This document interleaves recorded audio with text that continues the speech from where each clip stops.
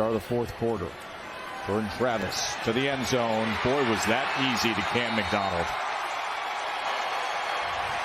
And Knowles fans haven't gone anywhere. They want to enjoy every moment of this as Jordan Travis says goodnight. Cam McDonald with the 8-yard touchdown catch. That's how they open up the fourth quarter.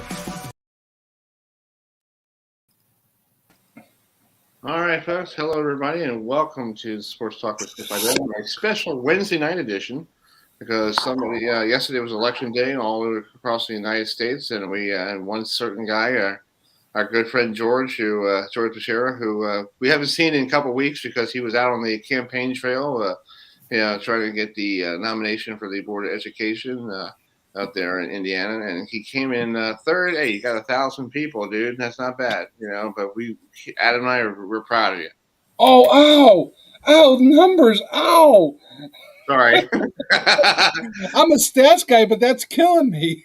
I'm sorry, dude. I just wanted to say, hey, folks, hey, you got 1,000 people to vote for you. That is pretty cool. No matter what. I wish I got 1,000 people to just vote for me. So good, but hard, I know you were out there doing it, every night, knocking doors, talking to people, So what did you learn from all this stuff? You can't beat big money.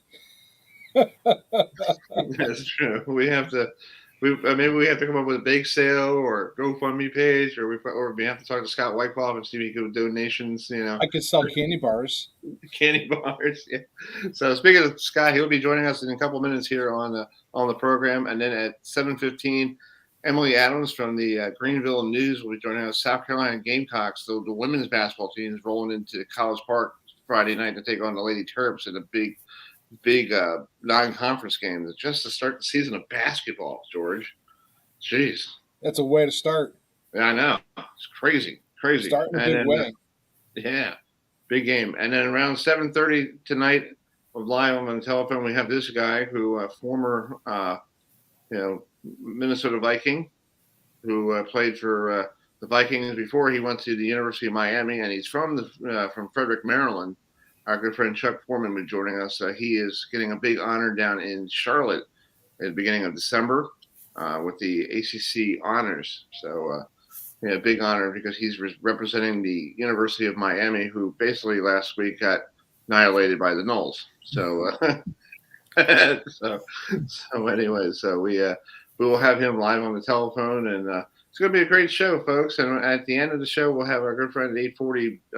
Dan Tortora and Robert Drummond. Folks, Robert Drummond, if you don't realize, is a former Syracuse running back and a former Baltimore Stallion. If you used to cover the CFL, he will be on the show with Dan, and we'll preview the big game in Syracuse this week between the Knowles and Knowles and the Orange. They used to be called the Orangemen, right? Mm-hmm. That's right, Chris. Yeah. Why did they drop the man? I want to know why. Ask Dan. I got no idea. I'm thinking like Orange. Okay, we'll take Orange. But anyway, so let's bring in Scott Wykoff, who does a lot of stuff around here in the local media for WBAL radio, and he was on the trail today with all the election coverage. New governor of Maryland, Wes Moore, going to be joining. Will be the mayor, not the mayor, the governor of Maryland, taking over for good old Hogan. So let's bring in Scott. Hey, Scott, how you doing? I'm doing great. Just got off the Navy practice field. Oh, that's cool. Awesome. You had a busy day today. Started off with all the campaign stuff, the election, and George was running for school board out there in Indiana and came in third. But hey, not bad. Hey, I would have been there for you on election night. I had a knack of always covering the losing elections before then so I would have been there with you, enjoying the band and the food. But then they moved me to mornings, so election nights really mean nothing to me. I just end up going to wherever they had the party the night before and playing back whatever they did the night before. But, long day, but really spirited Navy practice as they get ready to take on Notre Dame in the 95th renewal of this intersectional rivalry that at one point before COVID at 93 games was the longest intersectional rivalry in all of college football. But then with COVID, they were unable to travel over to Dublin to play. And then Notre Dame went to play in the ACC in the COVID season, and ACC teams could not play out of conference. So that was the end of that game. But this is basically a contract forever that Navy has with Notre Dame, because back in the 1940s, during World War II, because of the war and the draft, Notre Dame lost the majority of their student body. It was an all-male school. And what Navy did was they sent a number, over 1,000 students to Notre Dame, and they paid them to go to school there and basically saved Notre Dame as an institution so they could stay open through the war. So that's why each and every year, Notre Dame and Navy will be playing football. Yeah, and Navy's not doing so well this year. A little sluggish out of the gate. You know, that American Athletic Conference must be really tough, because you just took on Cincinnati last week, and they're moving on to the Big 12. So I guess it's a good way to see how they do in Baltimore City. Yeah, and they're also running the gauntlet right now, because last week they had Cincinnati. This week, number 20, Notre Dame. Next week, number 25, UCF. And then after that, the Army-Navy game. But, you know, things do not get easier. But I know Ken Niumatalolo will not miss Cincinnati when they go to the Big 12.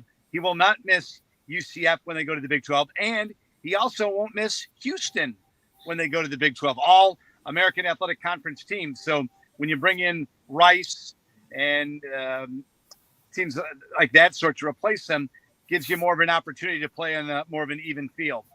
That's cool. George, go ahead. So, Scott, you said you're out there today. What does it look like there for the team? What was their spirit? Because, you know, playing the now number 20 team, Notre Dame's season seemed to be going a little bit in the wrong direction. But big win this past weekend. Notre Dame just can't be on that high. They got to play this game serious. Yeah, they do. But, I mean, you're right. Notre Dame has won 6 of 7 after losing their first 2. And hard to believe that the team that lost at home to both Marshall and Stanford last week annihilated Clemson. But that's what you're looking at right now. And Marcus Freeman has this team clicking. Navy's practice, very spirited, very physical, because they know this is going to be a physical game, but also really focusing on possession and ball control. Their belief is that they need to play the perfect game, and that means the triple option must possess the ball for the majority of the game, keep it out of the hands of Notre Dame. So that's really what they were working on today, and trying to really instill that in the team, that, like you say, they gotta get out of the gates early, but they also have to possess the ball. Exactly. And with Notre Dame being last week big win over Clemson, that kind of saved George your season, because that made Freeman, actually, I saw one of my friends told me a statistic. In 12 years of Brian Kelly at Notre Dame, he couldn't win the big one. And Freeman, in one, not even a year under his belt, already got a big one, big win. That's amazing. Well, that's why I was telling everyone, just calm down, pull the old Aaron Rodgers, just relax, spell it out. And, you got to give people a chance to get the motor going. It's different. And when you have a different approach to a season that they've seen in years past, it's not going to be a crisp start. There's going to be some stumbling along the way. But in my eyes, Freeman hasn't changed since day one. He's changed the way this team is thinking and the way the team is operating.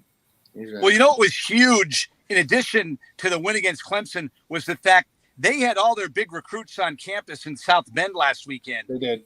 And apparently Marcus does an unbelievable job of making those recruits feel like they're actually members of the team, the experience they get while they're at Notre Dame. And he says it was an unbelievable recruiting weekend for them. So he's got his eye on the prize. And like you say, you're going to stumble out of the gate. You got to get your thing going. But I think he's very impressive. And I really do think that once his players that are in his make and his mold, and kind of that Ohio background, not only with the Buckeyes, but with Cincinnati, the type of players that I think that they're going to get out of Ohio that Brian Kelly really wasn't looking for, I think that's going to make a big difference. Absolutely. Exactly. Adam, you got something? Yeah. No, Scott, getting to the Baltimore Ravens, they actually had a real good win against the New Orleans Saints on Monday Night Football. And a lot of people now are saying the Ravens are Super Bowl contenders. So can the Ravens find a way to get to the Super Bowl like everybody's talking? I think they can. Every game they've played in, they've had double-digit leads in the fourth quarter. And I think when they get healthy, which they're going to get right now, they play one game in 23 days because of their bye week and how the schedule worked out with Monday Night Football and Thursday football. I really think that this team's going to come together. They made a nice pickup in their linebacker from the Bears. Houston, the linebacker, is the AFC Defensive Player of the Week. And I really think they're going to find their stride. But a lot of it has to do with, how they match up against the Chiefs and against the Bills. And no matter what they do during the regular season, no matter what they do in the AFC North, it's all about beating either the Chiefs or the Bills in the playoffs.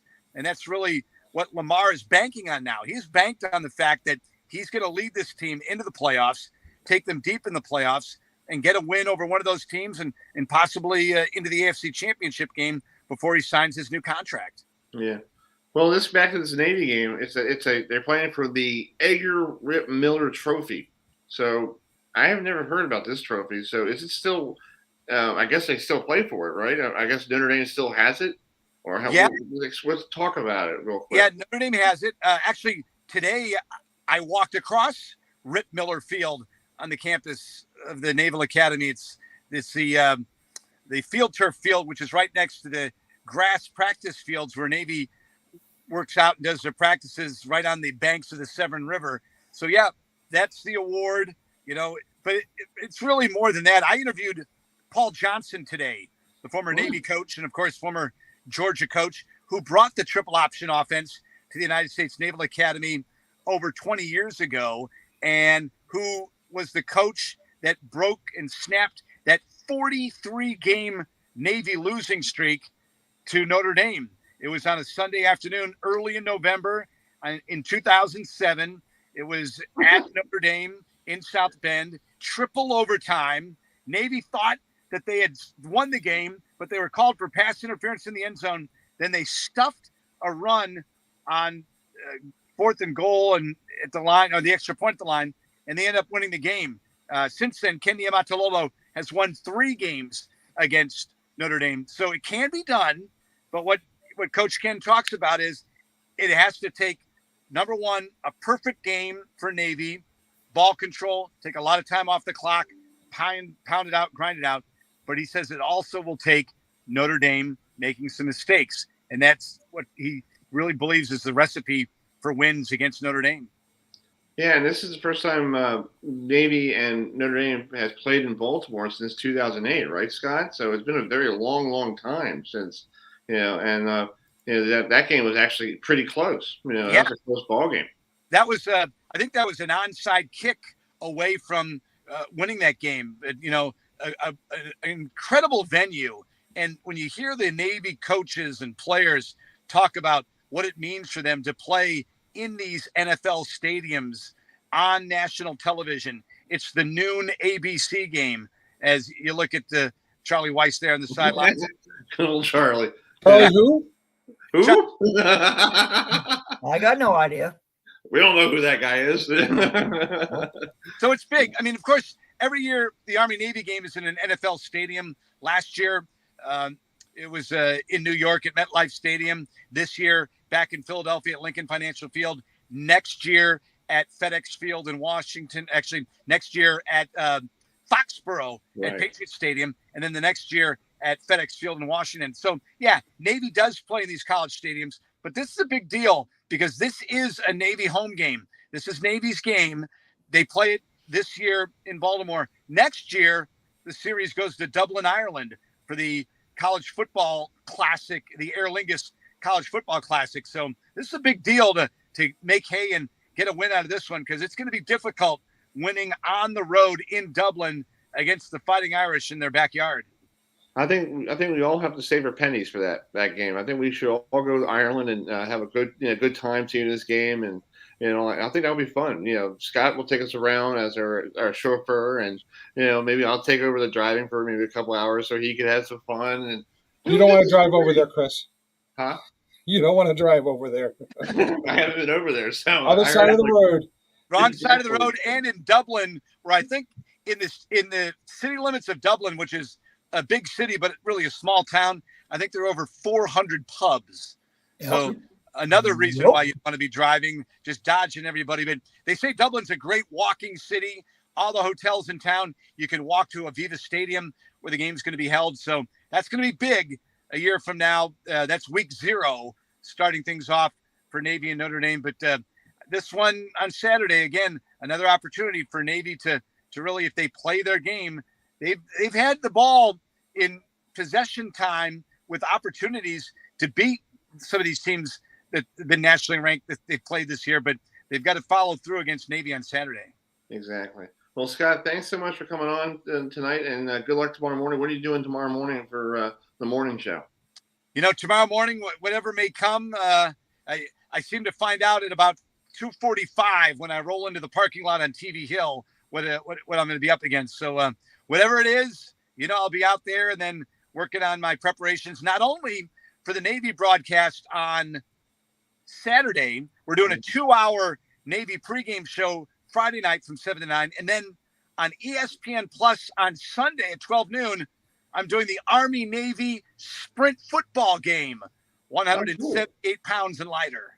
Nice. That's awesome. So wow. A full weekend of Scott on your dial. That's a good thing. So, well, thanks for coming on, Scott, and enjoy the rest of your night. Go get some rest, and we'll talk to you down the road. You guys take it easy. Thanks, Scott. Thanks. All right. Thank you. Thanks, Scott. Bye-bye. All right. That's our good friend, Scott Wykoff from WBAL and radio here in Baltimore, who does a great job with the Navy broadcast and does everything with the morning show. So, big game. Hopefully the weather will be better this Saturday with some storm named Nicole making some ruckus down in Florida. 68 degrees, 68 degrees and overcast. Overcast on Saturday? It's called after Nicole makes landfall in Florida. It's called If You Look at That. It's coming up here in the mountains on Friday, and we're supposed to have heavy rain. So wow. Here we go again. Then now Nicole. Yeah. So we're waiting for Amy Adams to join us from the Greenville News, because covering the South Carolina women's basketball taking on the Lady Terps on Friday night. Big 11 versus 1. So that's not bad. An early season matchup. Emily Adams. What did I say? Andrew Adams? Amy. So yeah. I thought I said Andrew. Andrew Adams. It sounds like one of those political guys, I'm the producer in your ear, okay? Thank you, sir. Folks, if you're tuning in, if you want to email the show, you can email me at the email down there. And if you have any questions, concerns, or you just want to send your love to George, because George needs a lot of love today. I'm good.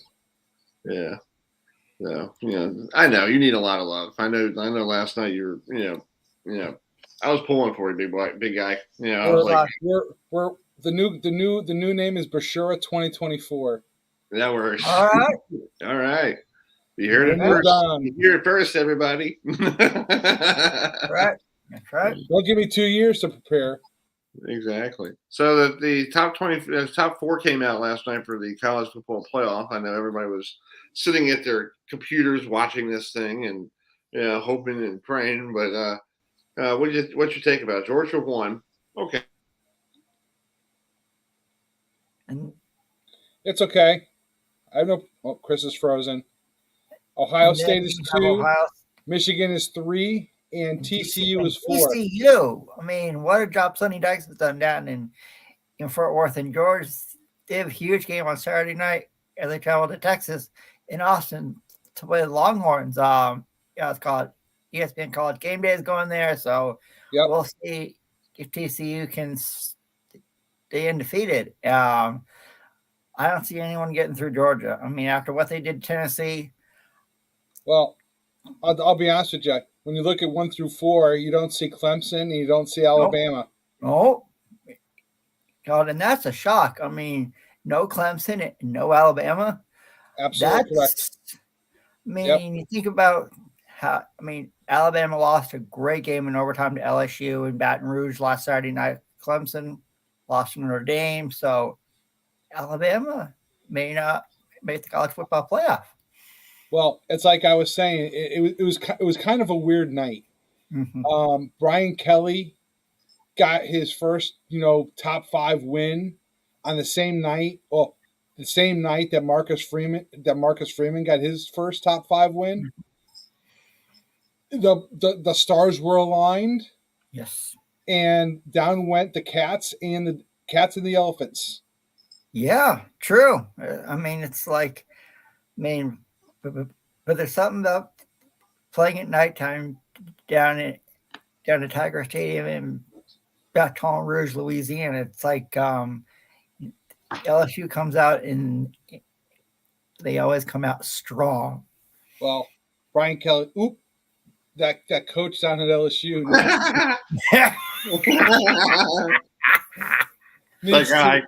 needs to not let that game get to his head, because he could be the next reason why they lose their next game by looking ahead. True. So, right. And then also in the college football rankings, Notre Dame's 20 and Florida State showed up for the first time in 3 years. So, Chris, let's be a realist here. Yeah. Everybody is like, Notre Dame's only 20 in the rankings. I'm like, folks, they're 6-3. Yeah. We have 3 losses, okay? They're not going to go into the top 15 in the AP or the coaches poll, okay? Let's be smart here, okay? Let's come back down to earth. Yes, it was a good win, but it's not a team right now that's a top 15 team. Let's just be a realist. Right.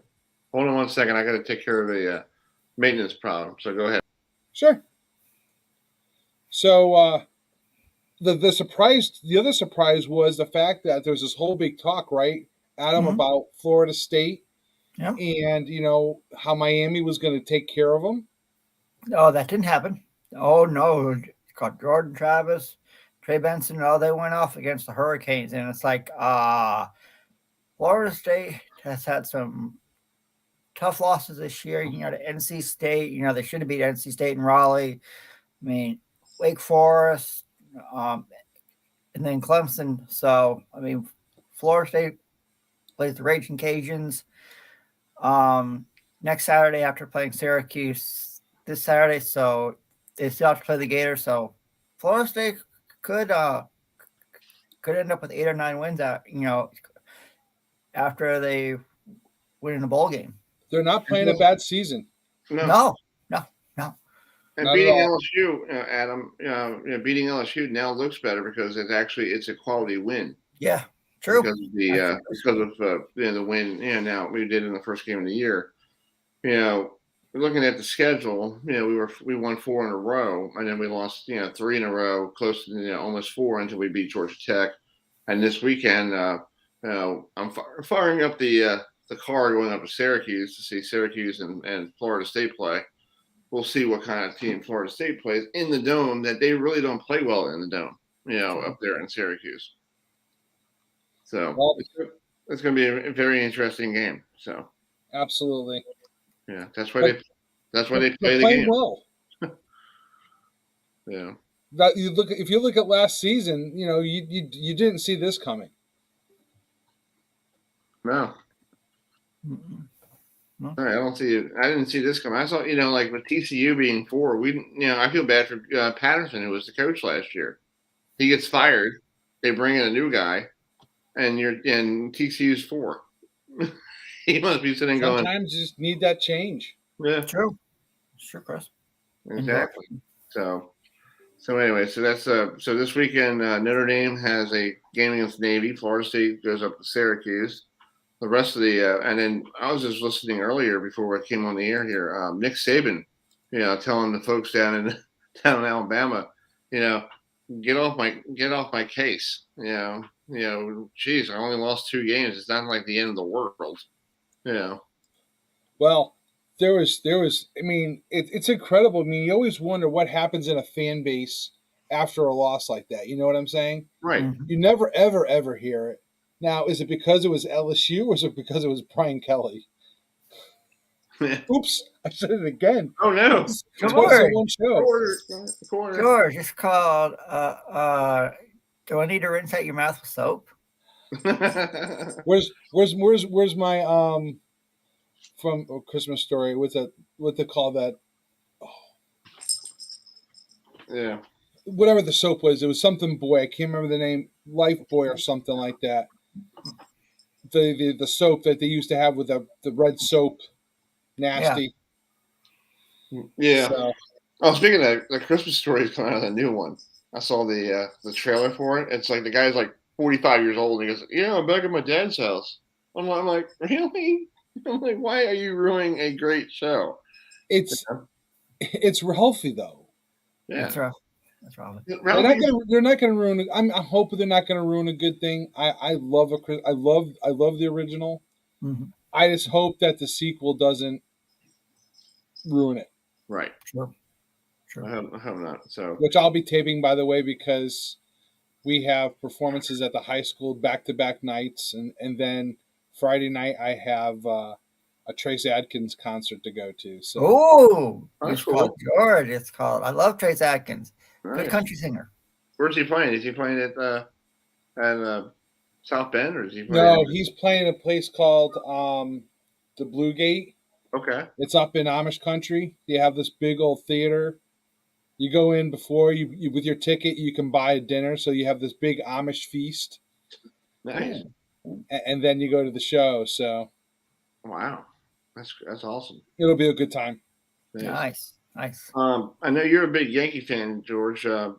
Anthony Rizzo opted out on his player deal, so I guess he's gone. No, he's just playing the free agent market.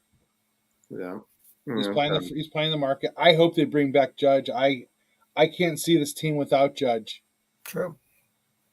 Yeah, I think Rizzo. It's been a couple of years in New York. I think anybody who plays for the Yankees, you're always on you're like spotlight every day, and I think that's really hard. Even if you play for the Mets, you have everybody in New York watching every move, every bat, every pitch, and it's like and if you screw up, they're gonna be like, you stink, Like we just signed Diaz, George, to a 5-year deal.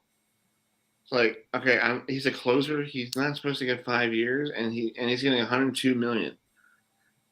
That's a little risky there. Chris, do I got to mention a name? What? Bobby Bonilla. Oh yeah. Oh no. Yeah. Oh yeah. Speaking of contracts, you shouldn't make. Come on, this is part of the MO. Yeah, I think that Bobby Bonilla contract ends in 10 years from now? like 20. Yeah. Oh God. It's a long, long time. I wish I had his agent. I know. I feel if I had his agent and he did that for me, I'd be giving him so many Christmas gifts. It's not even funny. Yeah. Yeah. I'll be inviting him to every party. Hey, this is my agent. Money. Yeah.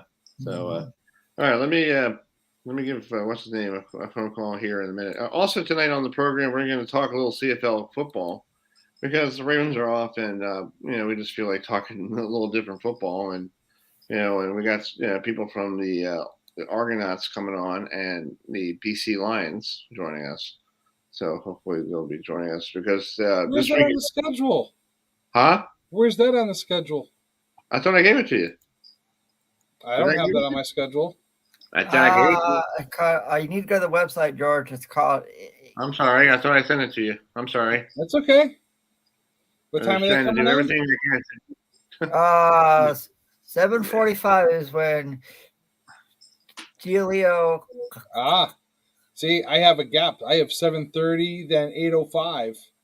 Yeah, I forgot to give you the updated one. I'm sorry, sir. It's okay, Chris. I waited for 3.5 hours last night for poll results. So it's okay.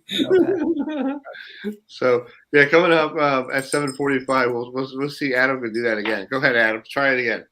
Giulio Caravata. All right. Then we have the voice of the Argonauts, Mike Hogan, joining us to talk a little CFL because it's Western. because it's division final time in Canada, as the winners of the Eastern Division and Western Division, they'll play in the Grey Cup this year. And the Grey Cup is a really big game up there in Canada. So can't wait to talk some football from the Great White North. Yeah, my parents, my dad loves the Grey Cup. So, because we used to have the CFL. So do I. I love it too. Yeah. So it's a cool thing here. So let me get Chuck here on the phone here. If I could get his, why am I, okay, here it is. Okay. Yeah, we'll get Chuck here in a minute here. We'll get him on.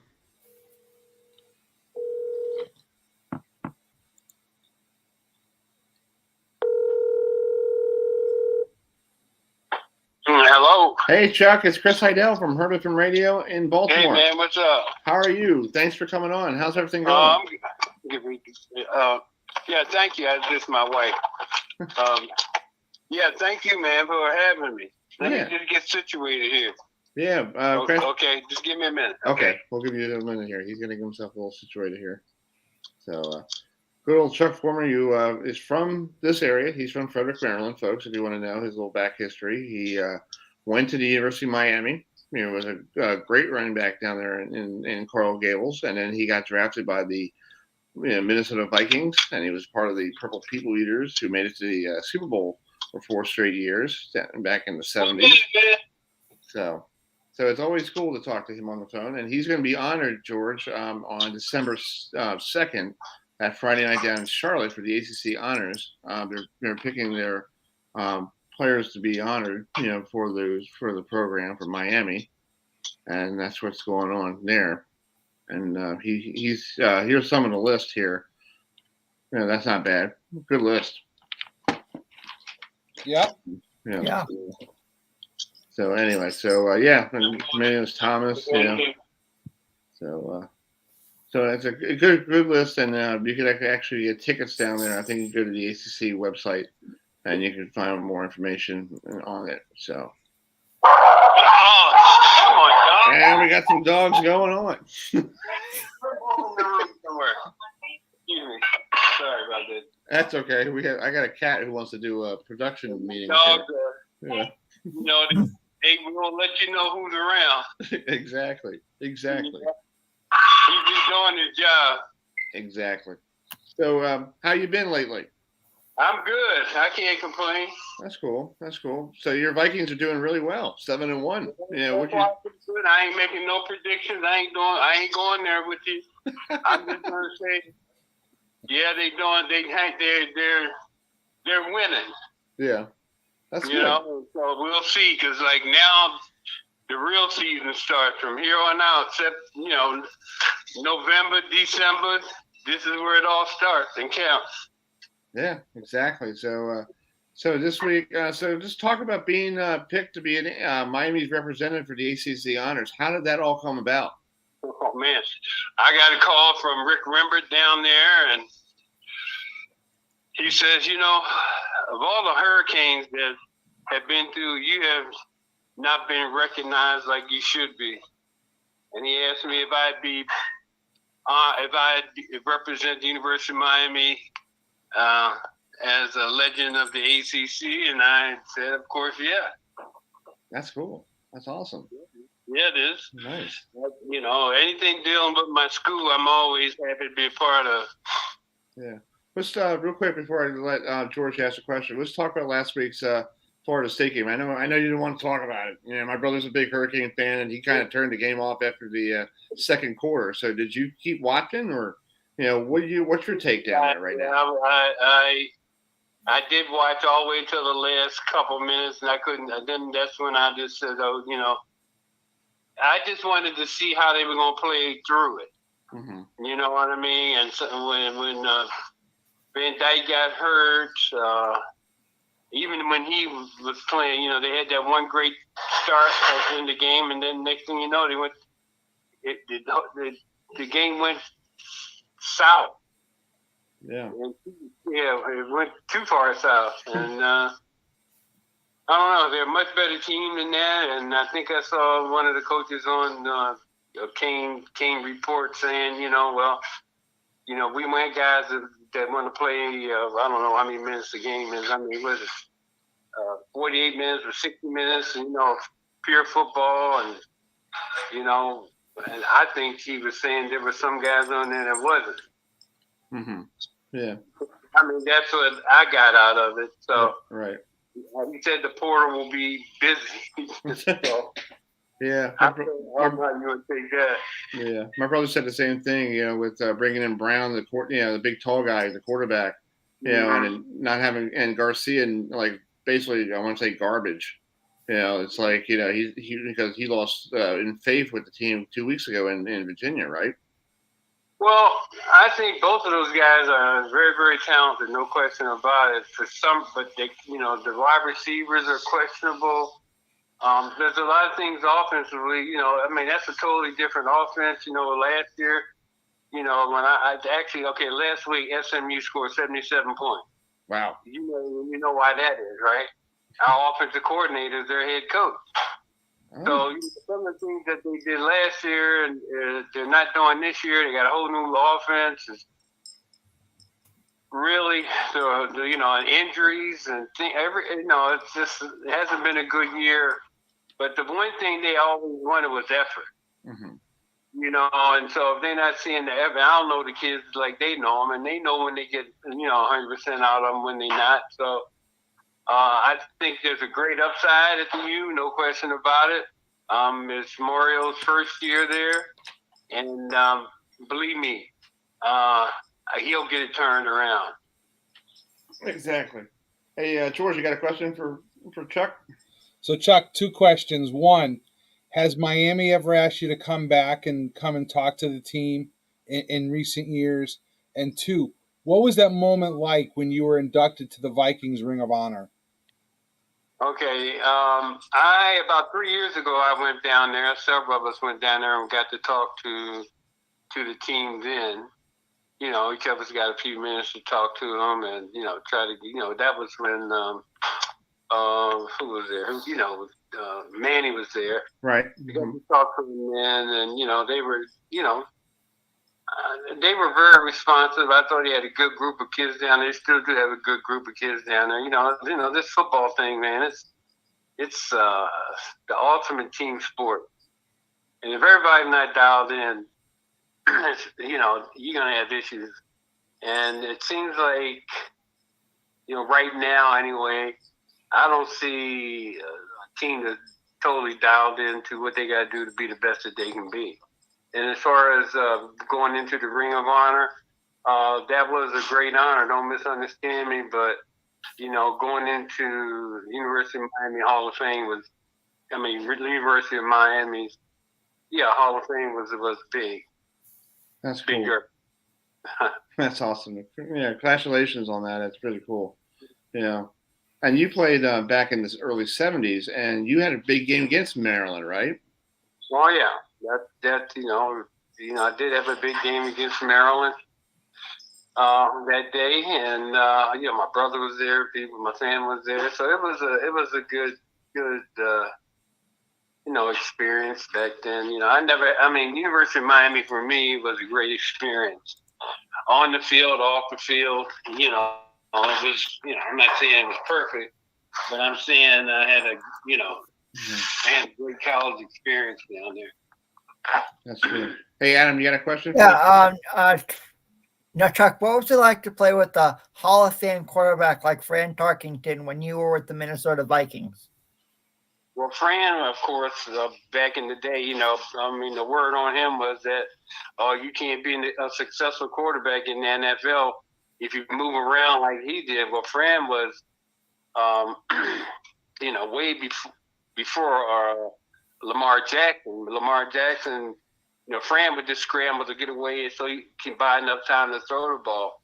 But Fran was unique in his own way. And in our time when I played, there was not another quarterback that was like that. Maybe Roger Staubach, maybe a little bit. But Fran, was unique in that, he had a way of getting things done, and It wasn't traditional. And so I think that was the reason why I think Norm Van Brocklin got rid of him when he was here before. Because he wanted a straight drop back guy, and Fram was the guy that scrambled around and made things happen. But yeah, Fram is way before his time. That's great. Hey Chuck, I know you played in the 70s with the Vikings, and you guys made it to the Super Bowl 4 times, and didn't come out the way you wanted to. But you still remember those games, and is there still excitement in those games? The Vikings, the first Super Bowl the Vikings played in, I was in high school at home in Maryland watching it. Right. I happened to come up here in 73, and then from that point on, we went to three Super Bowls in 4 years. And so, those were great experiences there. Unfortunately, we didn't win them. And see, I will say this to me, from my perspective, when it comes to those games, never try to outthink yourself. I always feel like you got to do what got you there. And with us offensively, anyway, we always got away from what we did to get us there. We were always saying, like, for instance, we played Pittsburgh. They would say, oh, that daggone Joe Green, we can't come up there and do this and him. He'll shut it down. And I'm sitting there saying, well, I got Ed White over here, the strongest guy in the NFL. Don't insult him by saying he can't.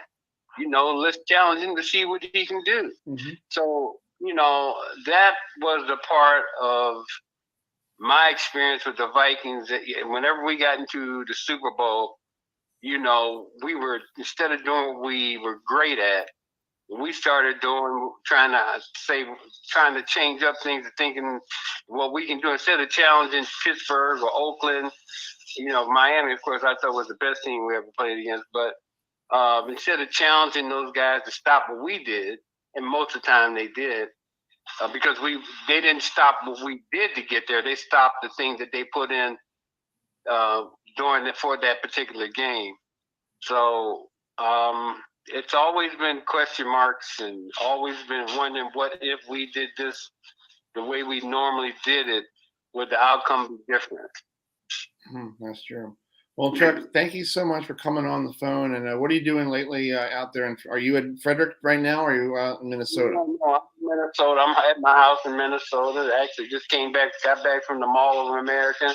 Oh, that's cool. America. Hey, I went over there to pick up a few things for the house, but yeah, we're in a good place here. If you ever need to talk to us, I'm always here, available. I am on there. You can go to chuckforman44.com if you want to schedule us into any event you may have. If you want some memorabilia or any kind of things that we have on there, feel free to do it. We're out and about now. We're actually getting ready to get on the road and do a lot more stuff outside of the Minnesota area, maybe North, South Dakota, Iowa, anything. And we'll come anywhere. Hey, it's like he'll be like, hey, I'll come to your town and you bring us free meal, right? And free food, and you're good to go, right? Yeah, I'm good to go. So if anybody, wait a minute, say that again. Hey, come to my town. You come you'll come to any town and you get some free food. People give you some free food.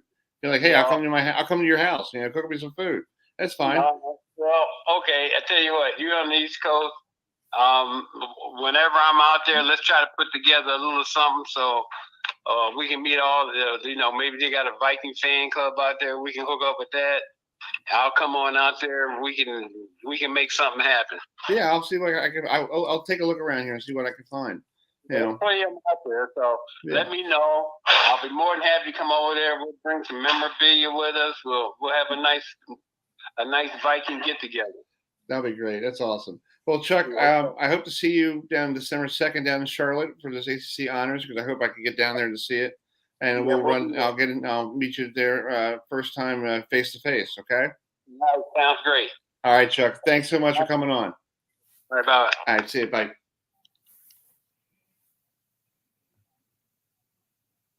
All right, that was the spin doctor there, Chuck.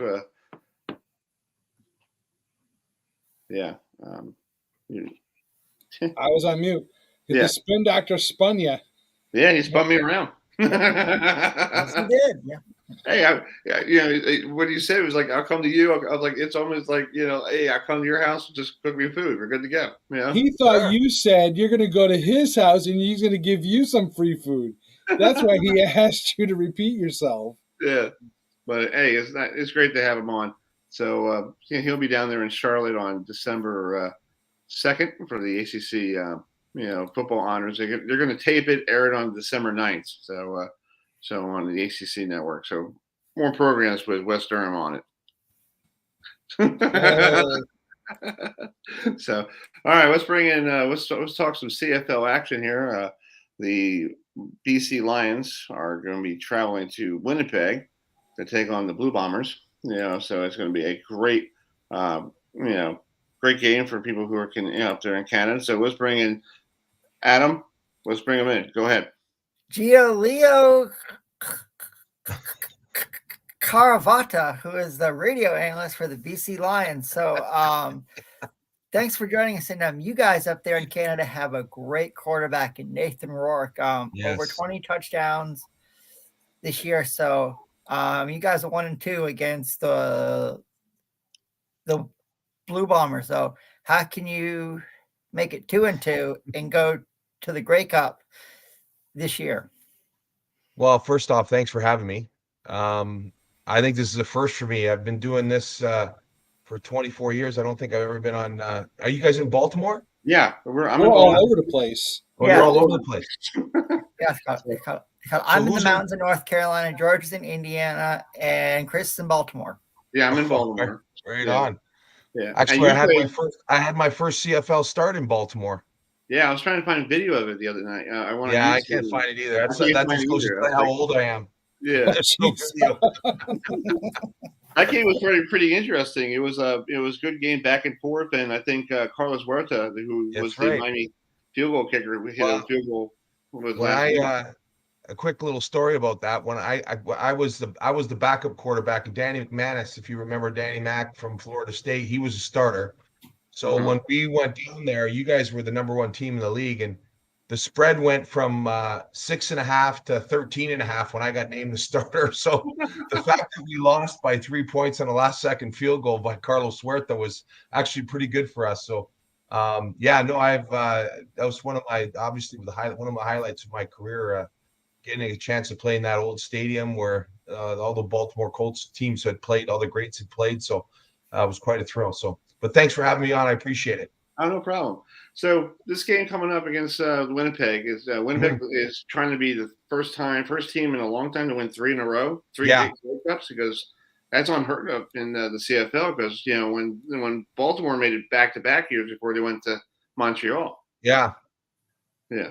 No, you're right. It hasn't happened, I think, since the 70s when Edmonton Eskimos had the dynasty there where they had won 5 in a row, I think. So, Winnipeg has been the team to beat the last few years. There's no question about it. They've done a very, very good job of creating a very good team there.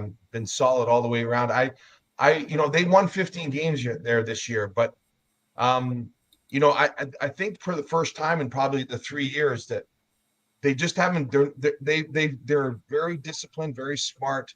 They don't make very many mistakes. But I do think they're probably not as kind of like the juggernaut that they were a few years ago. They're again they've had the Lions number over the last little while, and you mentioned Nathan Rourke, and obviously the big talk around here is Nathan and him coming back from the injury that he had to his foot. So so it's going to be I think a fantastic game. 2 of the best quarterbacks in the Canadian Football League, and playoff football can bring a lot of different things. So I know people here are really, really excited about the matchup. And you have a kid from Towson University on the squad who is from Denmark. So we had him on earlier in the year before the start of the season. Thibault Dubali. Yeah, we had him on. Yeah, nice kid. Thibault's been great. He's one of our global players. Thibault's been very good. He had 3 sacks, I think, this year, and he's a steady role player on that defense. Like they roll, they have 8, usually between 7 and 8 defensive linemen that they roll. and he's part of that rotation. So he plays a lot of football and has done a very, very good job for this team. Very impressed with him. Yeah. Let's talk about last week's win over Calgary. It looked like you guys, Calgary comes rolling in. And, when we used to have the CFL here, I remember Calgary and BC and you guys. And, Yeah. And my dad actually enjoyed Toronto because they had Pinball Clemens, the running back. And my dad still talks about that. He goes, good old pinball. I'm like, yeah. Okay. But just talk about, you guys are basically, it was a home game. And you guys just basically told Calgary to hit the road. Well, the thing about that game, I think, too, was, Calgary came into the game as the number one rushing team in the Canadian Football League. I think they were averaging, about 135 yards a game. And I think one of the things that the Lions needed to be able to do was to be able to take away that running game. And they did a good job of that. I think in total, both Kadeem Carey and Dietrich Mills only had 10 carries between the two of them. So that was big. And then obviously you're showing Nathan here as part of the highlight package. And Nathan, was 22 of 30 for 320 yards and 2 touchdowns. So, Nathan's a special quarterback. I've like I said, I played for 8 years. I've been covering this team for 24. I've been around a long time, and I've seen my share of quarterbacks come and go. And this kid's got something special. It really just jumps out at you when you watch a quarterback who makes decisions very quickly, gets rid of the ball, understands what he's looking at, and has poise and presence in the pocket. He doesn't panic. It's been a real treat to watch. And even though he's only been here or only played 9 games this year, man, the numbers that he put up, and I think all of us here and across the CFL really were wondering what he could have been like had he been able to complete an entire season, like the kind of numbers that he could have put up, because he was rolling along there and was just unfortunate with the injury. But they're getting him back for the playoffs, and that's the most important thing, because now I think they have a real good chance of giving Winnipeg all they can handle. So what's the weather going to be like up there? Because I know back when I was a kid in 1994, when the Stallions were there, or the CFLers, it was like -3 and. In Winnipeg? Yeah, in Winnipeg. It doesn't get cold this time of year, like really cold. You're right, it does. So just to give you kind of an idea, like I'm in Vancouver, so that's on the west coast of Canada. It was actually for here today was, I think, -3 or -4. Wow. And it's going to be like that all week. So sunny but cold, or for here, cold, -3, -2. That's Celsius, by the way, guys. Okay. I know we still Fahrenheit in Celsius. So, an advantage for the Lions, because it is unusually cold here, and it's going to give them a chance to practice in some cold weather. And then the other part of that question is like what the weather will be like in Winnipeg. And I've looked, it looks like it's going to be a high of like -5 or -6 and a low of -10. And again, that's in Celsius. So it's going to be cold, but not, I don't think, cold where it's going to be a disruption. I think we've all played in cold weather games and run around on the streets when it's pretty cold. It's once you start moving around and running around, I think at -4 or -5, it's going to be fine for those guys. So I don't think weather is going to be a factor, which this time of the year in Canada, when you can say that, you're lucky. Yeah, it's supposed to be 23 degrees. If you're in America, like you said, -5, Celsius, and it's supposed to be sunny. So so that's not bad. Not great. It's not Miami, but short sleeve weather, Chris. But let's just put it. Short sleeve weather. Let's just put it this way: this time of the year, to say, you could have -20 weather there with the wind, and it wouldn't have been unusual. So I'm sure the team will take, -5 and no wind. Exactly. Adam, you got a question? Yeah. We talked about Nathan Rourke, but talk to us about how can the Lions go and beat Winnipeg and advance to the Grey Cup? Give us some keys of what to look out for.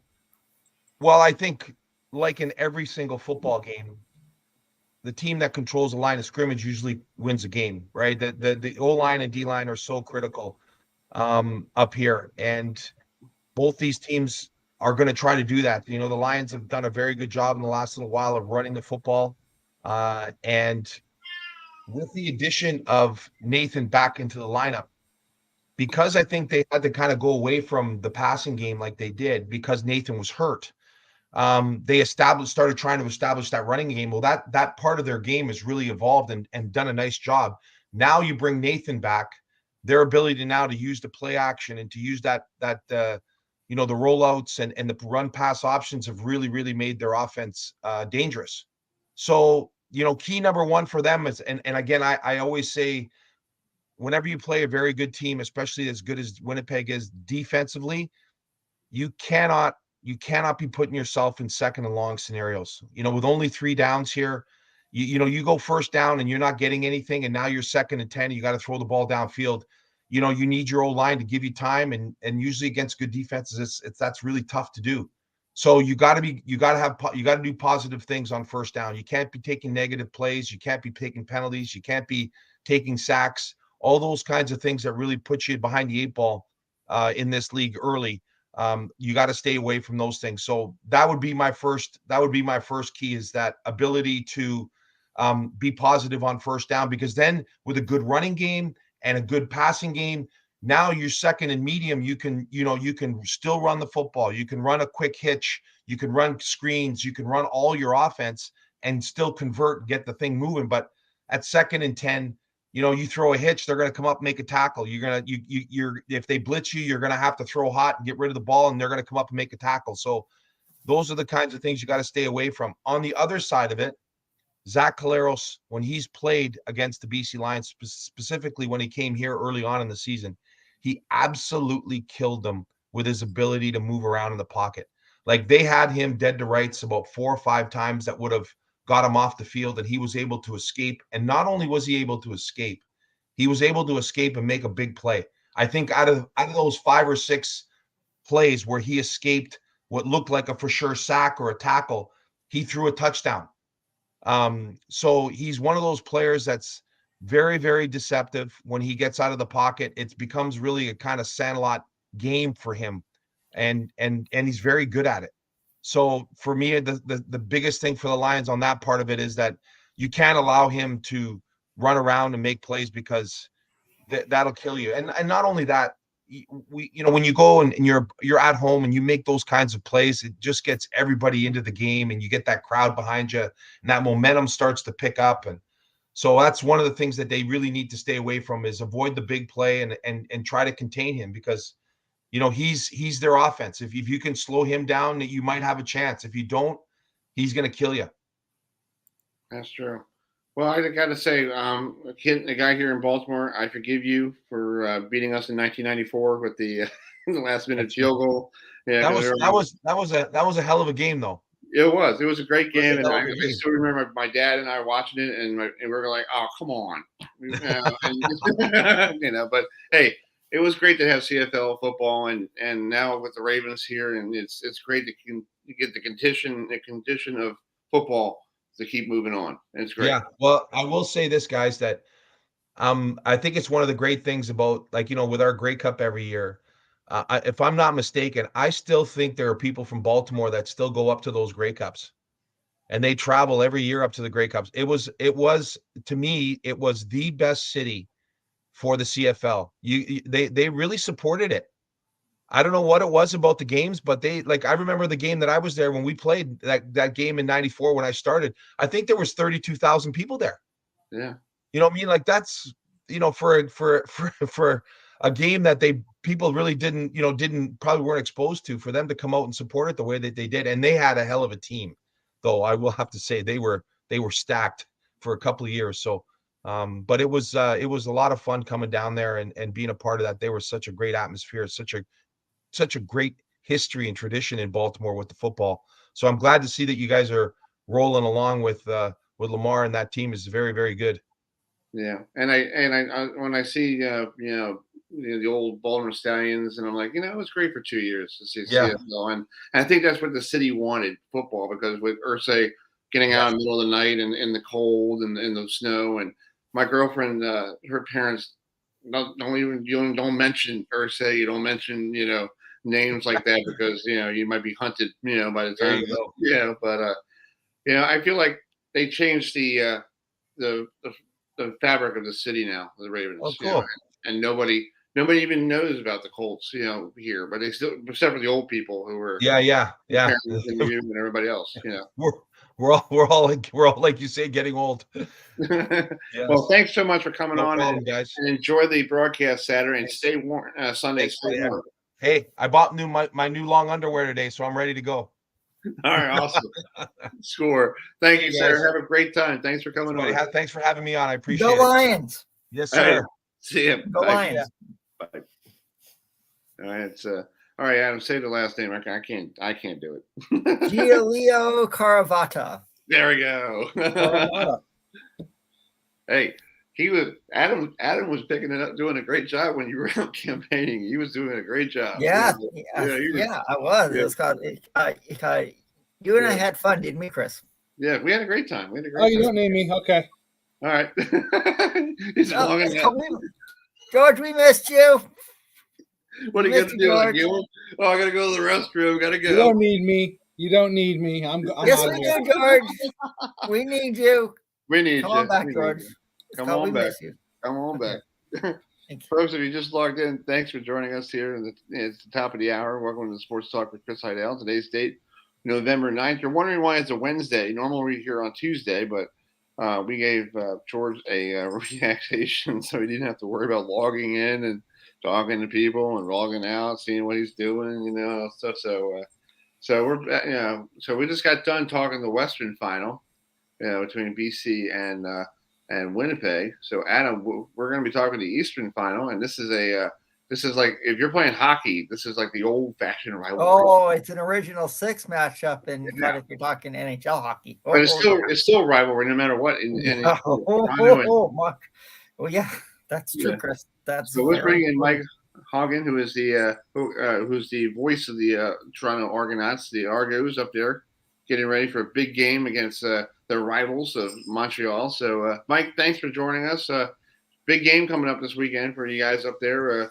You haven't played Montreal in a while, but it's a rivalry game. Yeah, not a playoff game. This is actually our third consecutive game against them. The way the schedule broke down, which is obviously a little odd to say the least, but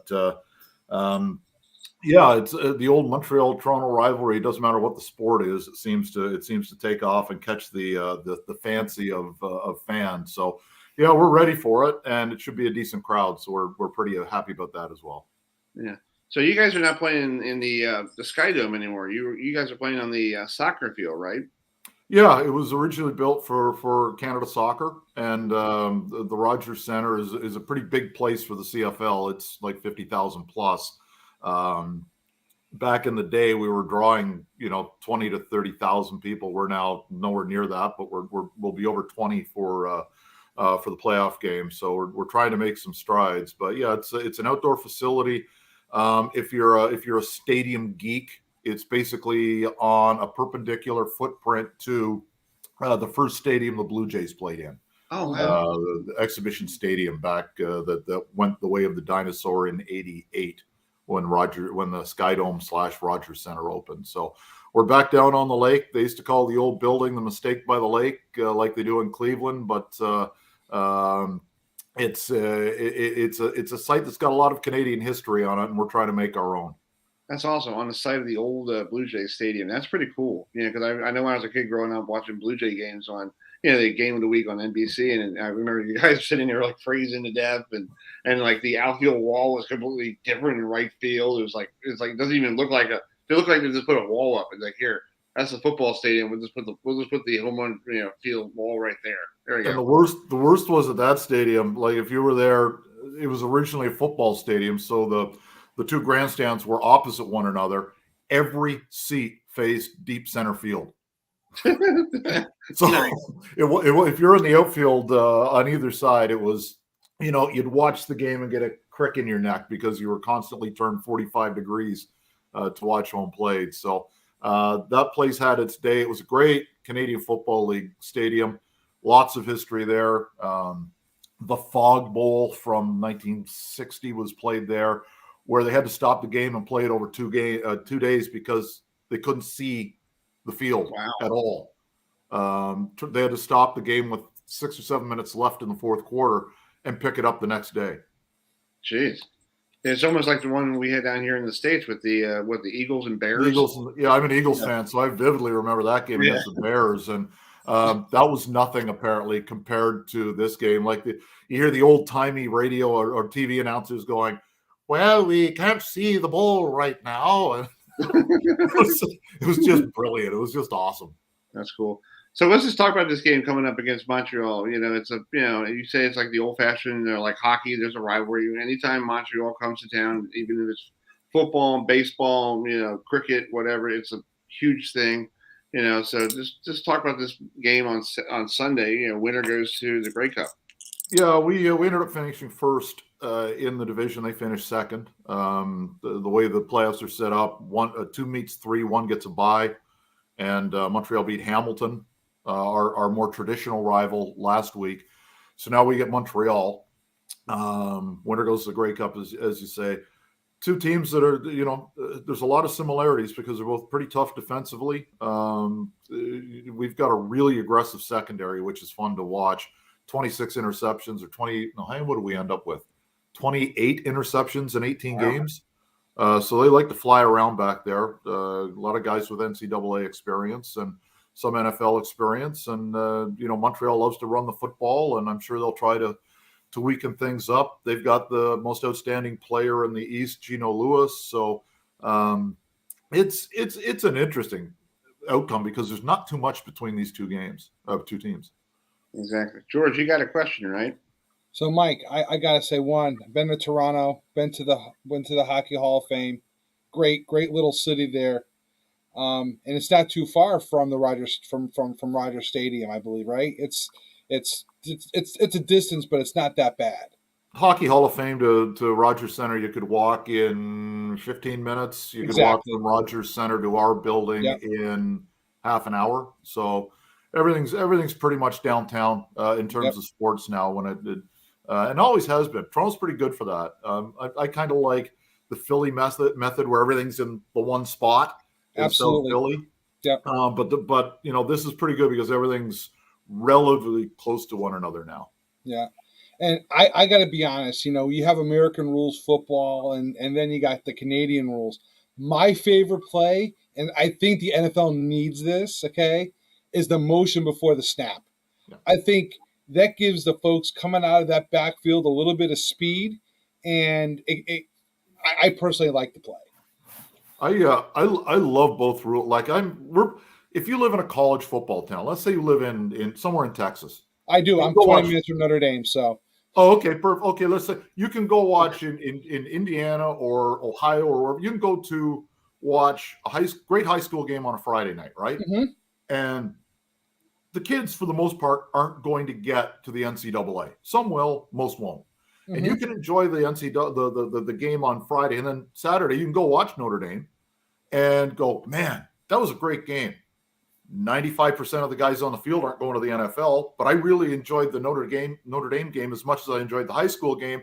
And then you can go watch the Colts or the Bears or whomever on Sunday and enjoy that as much as you enjoyed Saturday, as much as you enjoyed Friday. I'm a football geek. I love watching the NCAA. I'm a Notre Dame guy too. I love watching that. I love watching Canadian ball up here. Love watching the NFL. Love watching the CFL. But what we have that you guys don't is there's a difference in the rules. We have two different strategies. So we can watch a game on a Friday night, a CFL game, and then watch another game. It's the same sport, but the rules are so dramatically different. And, you can argue 3 versus 4 downs or the size of field until, you're blue in the face. But I can't think of one NFL rule that is more entertaining from a fan's perspective than the CFL counterpart. Fair catch. You have to return every kick essentially in the Canadian Football League. If you punt a ball out of bounds outside the 15-yard line, it's a 10-yard penalty. Yeah. You return wide field goals unless they're 20 yards behind the uprights. I think the yard off the ball is entertaining. I think the motion is you bang on. I mean, you can take a guy who is a 4.6 40 guy, and all of a sudden he's a 4.4 40 guy. The game is so much faster because you get that head start. Absolutely. Love it. And I love the Rouge too. It was just imagine that the NFL gets the Rouge, and you have Justin Tucker, who's the man who kicks like 60-yard field goals, misses it. You still get a single point. It's funny. It's like you guys are one point. It's like 4-0 or 1-0 is the score, and you're like, and I kid around with my dad because he still likes watching CFL football. I'm like, well, the Orioles are winning 1-0 over the Blue Jays. And my dad goes, what? Yeah, because it goes back to the rugby. That's still a big bone of contention among Canadian football fans, whether or not to eliminate it on missed field goals. Excuse me. It goes back to the rugby roots, right, where you're essentially awarding for field position. Right. And until 1986, CFL end zones, which are 20 yards now, which you guys think are nuts, they were 25. Wow. And they had to cut off because so many of the buildings had the track around the field. They had to cut the corners. And when they opened the new stadium in BC, they went, we don't have room for 25-yard end zones. Why don't we just knock them down to 20? And they made that the norm around the league. And yeah, back when I was a kid growing up, you could get lost in the end zone. So 110-yard field had another 50 yards. It was a 160-yard field back in the day. So, I'd go to the Rogers Center up here when the Bills were playing, and I would stand on the field that was marked for the NFL, and I'd go back to the CFL markings, and I kind of go, look at that cute little field. So small compared to the CFL field. But I love that. Yeah, I love the NFL. Don't get me wrong. I love them both equally, but I'm lucky because I embrace the differences where a lot of people don't. Yeah, that's cool. You get a chance to see both sides, both football, and a lot of people like my girlfriend. I introduced her to the CFL last year with the Grey Cup, and she's like, "Why did he have big field, long field? Why is it goalpost in the middle of the field, in the end zone?" I'm like, "That's what it is." Back in the old days, the NFL had that in the middle of the end zone, until they decided somebody got killed or they got hurt, they got to move it, Yeah, every once in a while you'll see somebody just take a hellacious hit by running into the upright. And, I can see Larry Zonka just go right in, like with his shoulder, like when he, got that touchdown right into the goalpost. The great thing back in the day in the NFL when they had them there is when they had like the double uprights and they'd shake for 15 minutes after somebody ran into it. Exactly. Adam, you got a question? Yeah, no, Mike.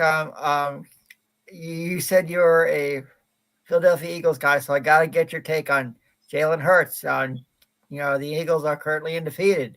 What are your impressions of Jalen Hurts? Do you think he is an MVP contender? We do a college show up here where we focus on Canadians on television, on TSN, which is kind of the Canadian ESPN. Yep. And we focus on Canadians playing in the NCAA as well as Canadian college football. And I started watching a lot of Big 12 when Chuba Hubbard was down there, when Amen Ogbongbemiga was down there at Oklahoma State, and Shane Richards, who's with us now, played at Oklahoma State as well. All three are Canadians. And Neville Gallimore was playing for Oklahoma. And I'd watch some of those games, and I'd leave going, damn, that Hurts kid is fun.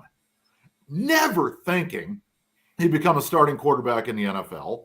Right. And then I watched last year, and it's like when they drafted him, jaw down to the ankles, especially where they picked him in the draft.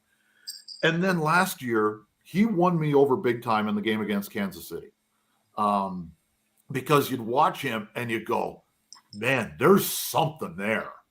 And you read the boards and everything in the offseason. Jalen Hurts is terrible. He's awful. He's never going to amount. He's not accurate. His arm's not strong. He's just a running quarterback. And I am so happy for him because I wanted to just reach down the internet's throat and grab all of those posters and say, are you stupid? Can you not see what this kid's capable of doing? Do you want to give him a year or two? And it's paying off. He's way better than I thought he would be at the NFL level. And yeah, he's legitimate as an MVP candidate right now. That's awesome. George, you got the final question. Go ahead. So, Mike, being a Notre Dame guy, I got to ask you the question. What were your thoughts when the Steelers traded Claypool to the Bears? Another Canadian. Yeah, that's why I brought it up. There we go. He's an interesting guy because there's part of me that likes him and part of them goes, ugh, because he wears his heart on his sleeve. Yes, he does. Right? Like, if he's in a good mood or if he's, pardon the language, if he's pissed off, it. Yep. And he's got a lot of talent. Like he's got that big body that can be a deep threat. So, you know, if he's not working out with the Steelers and they wanted to move him and get a really good pick for him, They did. Yeah, I mean, it was a good deal for them, and I think it's going to be a good deal for him. Yes. And there's some game there. So like I'm pulling for the kid because you know we wave the maple leaf whenever we can, especially in that sport because there's not a lot of Canadians. It's getting better, and there's so many kids in the NCAA right now. But you know, leading rusher from Illinois, Chase Brown, leading the NCAA in rushing is a kid from London, Ontario. So to see a kid survive in that league and thrive in that league, I think anytime that happens, we're pretty happy up here. That's cool. Well, good luck with the game on Sunday. You know, Montreal against Toronto. You guys are the early game, right? Yeah, we're the early game. I think we're 3.5 point favorites, but if home fields were the field goal in the playoffs, you know how close people think this game's going to be. That's true, and we'll get you back on when the Eagles get to the other, you know, the second season. You know, after we get through the whole, you know, hopefully to break that Dolphin record. And when you want to do Montreal Expo talk, I'm your guy. Oh, yes. We can do that because I loved Gary Carter when I was a kid. Carter was like, oh, there you go. What a great team. The best team that yeah. never won a World Series. That 79 to 82 stretch was heartbreaking. Every year that lose to the World Series champs. Old Olympic Stadium, Mike. It's like it's called it was a toilet, but it was our toilet. Yeah. Yes. Hey, I have one quick story about Gary Carter. This Yes. is funny. He came down here for the Ken Singleton golf tournament down here in Baltimore. Oh, nice. And I was interviewing him, and his golf bag was falling off the cart. So I'm interviewing with my recorder. I put my left foot out, and I stopped his bag from falling off the golf cart. And he looks at me and goes, all right, dude, good stuff. So 3 years later, he comes back to the Ken Singleton golf tournament. And I'm sitting there, oh, Gary's back, cool. So I went down to he's teeing off, practicing on the practice tee, and I go, hi, Mr. Carter, I'm Chris Heidel from Herberton Radio. He goes, you're the guy who saved my clubs. How you doing? Oh, I'm like, and my face was like this. And he goes, so he says to me, he goes, do you want an autograph? I was like, Mr. Carter, interviewing you is better than an autograph. I get on the phone and I call my brother, and my brother goes, are you an idiot? And I'm like, why? I was like, get an autograph next time. I'm like, okay. So when I saw Gary the next time, Gary goes, you got one, right? I was like, well, yeah, but my brother got it for me for Christmas. He goes, well, bring it the next time. Well, the next time didn't happen. Yeah, but he was going to swap it out and give me the right one. That's awesome. Yeah. So I will say that Ken Singleton, when the Expos acquired him, I cried as a child because they acquired him and Mike Jorgensen and Tim Foley in exchange for Rusty Staub. Well done. And Rusty Staub was every Expo fan's favorite player. And I was 9 years old when they made that trade, and I was devastated. Yes. I warmed up to Singleton, not that day. No, not that day. You were like, no, Rusty. They traded Rusty, man. Serious tears. Hey, Mike, let me throw a quick trivia at you. Okay. Chip Long. Sorry, I didn't hear that. Do you know Chip Long? Chip Long, no. Expos pitcher, 1973. My wife's former neighbor in Pittsburgh. Oh, really? How long was he with that man? I would have been 10. I would have probably had, his picture up on my wall, but I'm getting up there, so I don't remember everybody now. But Chip Long, man, so that would have been like Barry Foote as his catcher, and he played with Gary Carter. Yeah. Carter came up. They moved him to right field. Oh my God! Because they had Barry Foote behind the plate. Gary Carter was the most dangerous right fielder in history. I heard stories about that. Kept running into walls. Yeah. Yeah, Steve Rogers told me the story. He'd run out walks. So, Carter didn't have a low gear, and they had to put him behind the plate because catching was safer. Yeah. Steve Rogers told me that one time down in spring training, and he goes, yeah, Carter just kept ran right in the fence, and we're like, you're going to die, dude. Yeah. I'm like, so they put him behind the home plate, and hey, best catcher in the world. He was dynamite. He was the heart and soul of that team. Yeah. Well, we got to run. Mike, if you got to Notre Dame, give me a call. We'll get together. Absolutely. Thanks. I really enjoyed this. Please, anytime, pick up the phone. No problem. Anytime. Thanks for coming on. Thanks, Mike. Hey, Mike. Thanks, Mike. Yes, we'll have Expos talk later in the year. Yeah. And, okay, great. guys, do you remember what the name of the Montreal Expos mascot was? It was like Yippee. Yep, Youpie.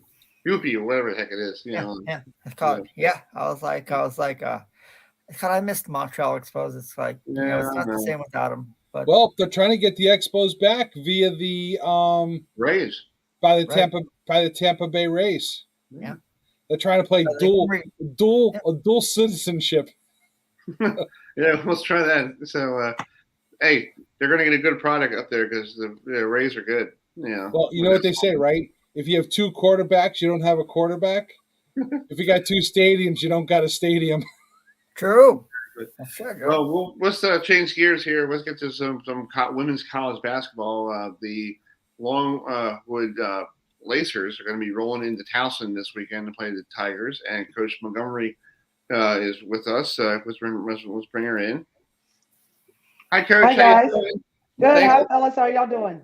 Doing great. Thanks for coming on tonight. I know you guys had a tough loss against Delaware, so you're doing the old before tomorrow night's game against Ohio. You're doing the old CAA action going on. You're taking on Delaware and then taking on Towson, and are you trying to get into the league? Is that the deal? Hey, we want to play whoever's on the schedule, and so that's the way it worked out this year. That's cool.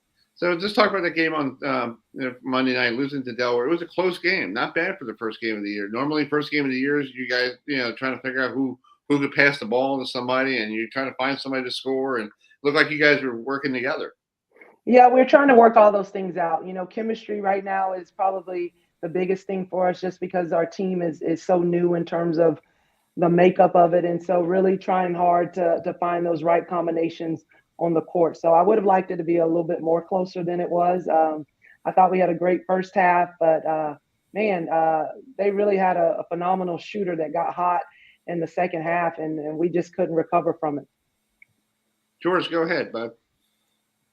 Basketball season is such a long season, right? You get the first game behind you, really, and especially when you start off with a loss, you really want to put it behind you really quick and move on. The box scores, it says that it was close, and then the game just starts to slip away. How do you take your team to say, it's only the first game, forget about it and move on. Let's think about the next. Well, we have a little time to reflect on it. We watched some film before we practiced this evening, and so want to learn from the mistakes, learn from the things that we can do better. So we looked at our turnovers. We looked at, how can we guard a little bit better? I mean, if somebody's hot, the best answer is to not let them catch it. So talked about that. But then now we've got to shift focus to what's important now. And now it's the Ohio Bobcats. So we don't have a long time to dwell. We got to move on and get ready for the next one tomorrow night. Yeah, let's talk about tomorrow night against Ohio. They're coming in after they played their first game, so everybody's equal. So and then you're finishing a quick 2-game homestand. That's not bad to start the season off 2 quick home games before you hit the road. Right.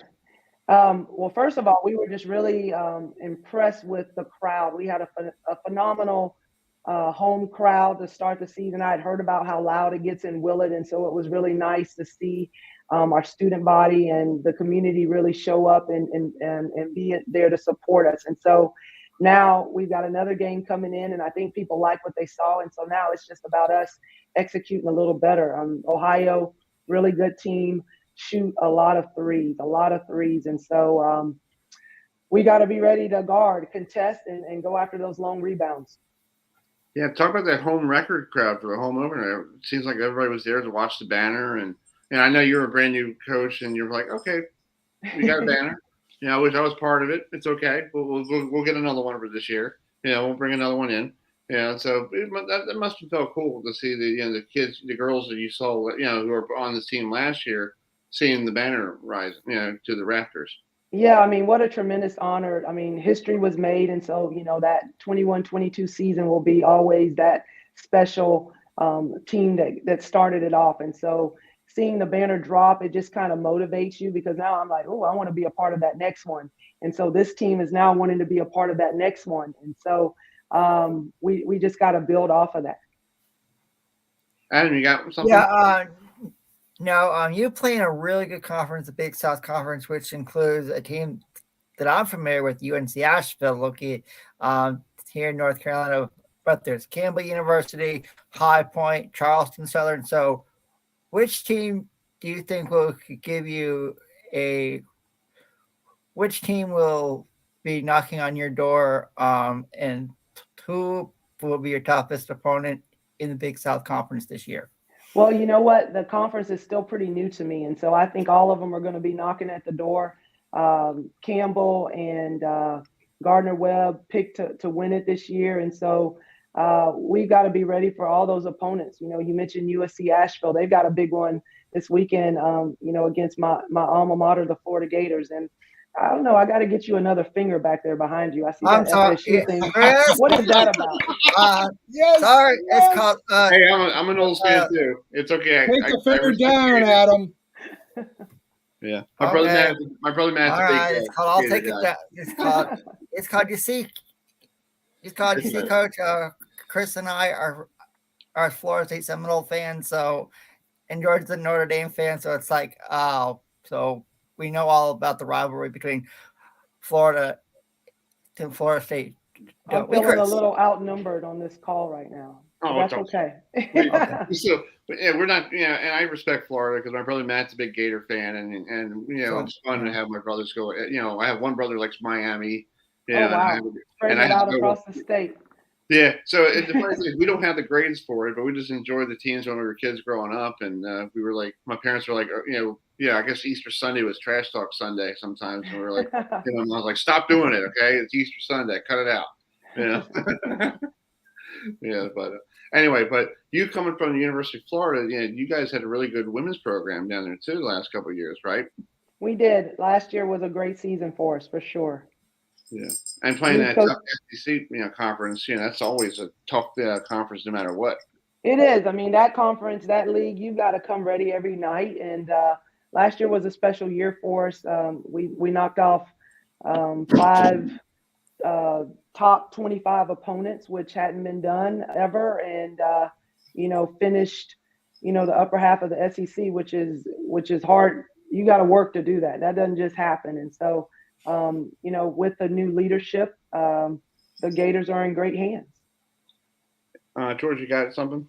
Coach, I was just reading some of your biography. Tell us about some of your players that have made it to the WNBA. Well, when I was at Wisconsin, Tamara Moore was that first pick, and she went down and played back. She played for the Miami Soul. That was a team early on in the WNBA that isn't there anymore. And so she kind of started off for us. And then Jessie Stomsky was also a part of that team, and she got drafted. I can't remember which team that she went to. And then had another young lady that had an opportunity when I was at Wichita State to go and try to make a roster, and she was this close to making it. So those are kids that you really pour into, and they work hard, and it's really good to see when all that hard work pays off for them. And it's also a good recruiting tool, right? I mean, you can say, hey, this is what I've done, and this is where my players have gone. It's a good piece of information to have on that coaching resume. Absolutely. We want to use all that we can, and we want to definitely sign the best players that we can. And we're excited. Today is signing day, and there'll be some names coming out pretty soon. Awesome. That's awesome. Adam, you have a final you mentioned Wichita State, and everybody knows about Charles Kokoria, also known as the Roundhouse. So what was your experience like at the Roundhouse in Wichita? Well, you know what? That was pretty cool because that year that I started, that first season, the Coke Arena was just being renovated. And so beginning, our offices were in trailers as they were finishing. They gutted the whole thing. And so by the time, because we came in that spring, and so by the time basketball season started, we were able to be that first team that played in the renovated arena. And it was pretty special because I had just left Wisconsin, and being that Wichita State program, it didn't feel like it was a mid-major. It was very the funding, the resources that we had, and so the arena was pretty incredible. And so we actually were able to sell it out one game, so that was nice. That's awesome. So real quick, let's talk about Towson. I know you got to play tomorrow night against Ohio, so you don't look at Towson until after the game. But but early looking at Towson, because I know you have to get ready for both games this week. One for a road game and one for a home game. What do you see earlier, in your preparation? Well, Towson is a very similar to us in the sense that they also have a new head coach that was also a Gator assistant, and so Laura Harper is going to do a really good job taking over that program. And so they are a new team in a sense as we are, that they lost some players from last season's team, have a few returners, some newcomers. And so it's one of those teams that they kind of have a little bit more on us because we are their first game. And so now they're going to have 2 games that they get to watch. And so we're going to have to really be strategic in making sure that we don't give too much away for Saturday night. That's true. Well, Coach, thanks so much for coming on. I know you have to get ready for tomorrow night's game against Ohio, and good luck. Hope you can get your first win under your belt and keep this thing rolling. Thank you so much. I hope you guys tune in and watch. Thanks for following us and supporting us. Thanks for coming Coach. on. Yeah. Thanks, Coach. All right, y'all have a good evening. All right. See you. Bye. All right, bye-bye. All right, that's Coach Lang-Montgomery, the head coach of Longwood University down there in Farmville, Virginia. So that's down I think it's right off of 81, Adam, right? Yep, that's right. Yep. You realize if you picked any other game, you probably would not get her the night before a game. You realize that, right? Right. Yeah. Hey, I did this ahead of time. When we decided to do Wednesday, I was like, let me look at the schedule. He's like, I got this. I was like, hey, some days I sit at work going like this going. Yeah. And a little squirrel starts walking. Yeah, I know I had my production guy knock my phone off. Yeah, good old production guy. Yeah, I guess I got to pay him.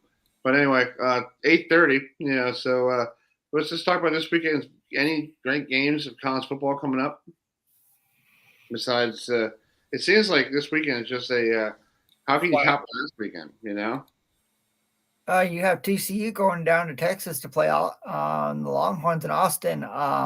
We'll see if the Horned Frogs can stand defeated against a really good Texas team. But one game I'm looking at in the future is USC versus UCLA for the victory belt out there in SoCal. That could go a long way in determining which team advances to the Pac-12 championship game, because you have Utah, Oregon, USC, and UCLA. All of them are looking strong on the West Coast. Yeah.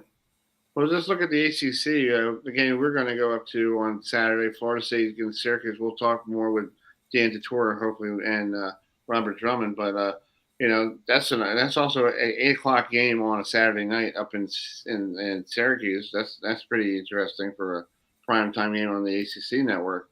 But you got Clemson coming home against Louisville, and technically, if by the loss by Syracuse, Clemson's going to Charlotte.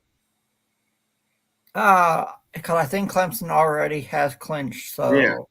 So by the loss of Syracuse last week to Pitt, so basically that gave Clemson the chance to go back to Charlotte to face the winner of the We tried to help Syracuse. We beat both those teams, by the way. Hey, you did a great job with the Syracuse game, and a lot of my buddy Matt was like, "Oh, we're going to lose that game." I'm like, "How can you lose that game? You have Syracuse's number. Come on now. Doubters. I know you got. He doubts about everything. I'm like, it's like you need to control yourself, sir. Anyway, looking at the schedule in the ACC, and then you got basically one team that really, really, really, really bad this year. You got to say Virginia Tech. Mm-hmm. They just. I guess the first year coach can't get them motivated. Or you stop playing snowball fights. What's the deal? Well, you do get a number 6 versus 25. You got Oregon versus Washington. Well, that's always a good rivalry out there in the Pacific Northwest. Yeah. And one team that a lot of people are talking about is North Carolina, and they have a quarterback, Drake May, who has caught a few viewers out there who have never seen him play. You need to see him play because he has been sensational sensational, and nobody's talking about him. It's called. And he goes up to Winston-Salem to play Sam Hartman in the Wake Forest Demon Deacon. So Drake May is a name you need to look out for, because I think he's only a freshman this year. So look out for the quarterback from Chapel Hill down the line. Yeah. And then in the game on Fox, Indiana and Ohio State at 12 noon. Who wants to watch that? I won't be. I'll be driving up to Syracuse for that garbage. I'm not tuning in for that one. But looking at the other, and then you got Rutgers, taking on Michigan State, in the Big Ten, and you got the only good game I think is Maryland and Penn State playing each other. I'm thinking that's the only good game of the afternoon. Chris, you got to stay up to watch Hawaii at Utah State. Okay, I will. Utah State at Hawaii. Sorry. Yeah, I'll probably be on by the time we're done with the post-game stuff in Syracuse. We'll watch it on the way 11 p.m. Yeah. So you want me to write some notes down there, sir, and have a quiz on next Tuesday? Absolutely. Yeah. So it's gonna. I think this weekend's college football games are kind of like last weekend was great. With Tennessee and Georgia, and I know Adam, you picked Tennessee to beat Georgia. Yeah, I did after Bob Kessling was on the show. It's called I had to, but yeah, you win some, you lose some, right, Chris? Yeah, and then I picked Florida State, beating Miami. I didn't think Florida State was going to beat Miami the way they did. Yeah, that was. Are we picking games again? Yeah, we'll pick some games. Yeah, let's just do that until we wait for Dan to come on here. So let me bring up the college football schedule here. I'm picking TCU to stay undefeated and go into Austin, Texas, and take care of the Longhorns. Even though Matthew McConaughey is an alumni of Texas, but still, I got to go with Sonny Dykes and the Horned Frogs. All right, let's go to this is what, week 12? Yeah, it's week 12. Week 12. Oh, this season's. Wow. Okay, right now, tonight, okay, for the weekend, we got, you said UCLA and USC playing on 8 or 10:30. No, that's next weekend. Sorry, that's next weekend. Hold on. I'm looking at it. What the heck? Okay, here we go. Okay, you got Indiana and we already talked. Oklahoma and West Virginia, 12 noon on Fox Sports 1. Oh, and Oklahoma, I guess they're trying to figure out who they are. Yeah, West Virginia, pretty. Oklahoma, disappointing season. I know. Tell me about it. Jeez. Tell me about it. I got it also. Something. Let's do this game. Liberty and UConn. We gotta give UConn credit, man. Give me Liberty or give me death. UConn actually, because UConn beat Boston College. Yeah, UConn, they're bowl eligible, dude. Yeah, Jim Moore Jr. Yeah. Like, come on now. 12 noon and CBS Sports Network. That's just fantastic stuff there. UConn's 5-5, huh? Yeah. I think they are. Yeah, but and then Arkansas, who lost to Liberty last week. If you're Arkansas, you should be not even playing football this week. Yeah, but they play LSU for I believe it's called the Golden Boot Trophy. Yeah, but that used to be that game used to be on Thanksgiving, right? The day after Thanksgiving. Mm-hmm. Yeah. People need to stick to traditions, man. Thank you. Thank Chris. Yeah. I do, Chris. I miss Rensselaer Stadium. I do. Oh, yeah. What else? What's the other games here? Let's look at the schedule here.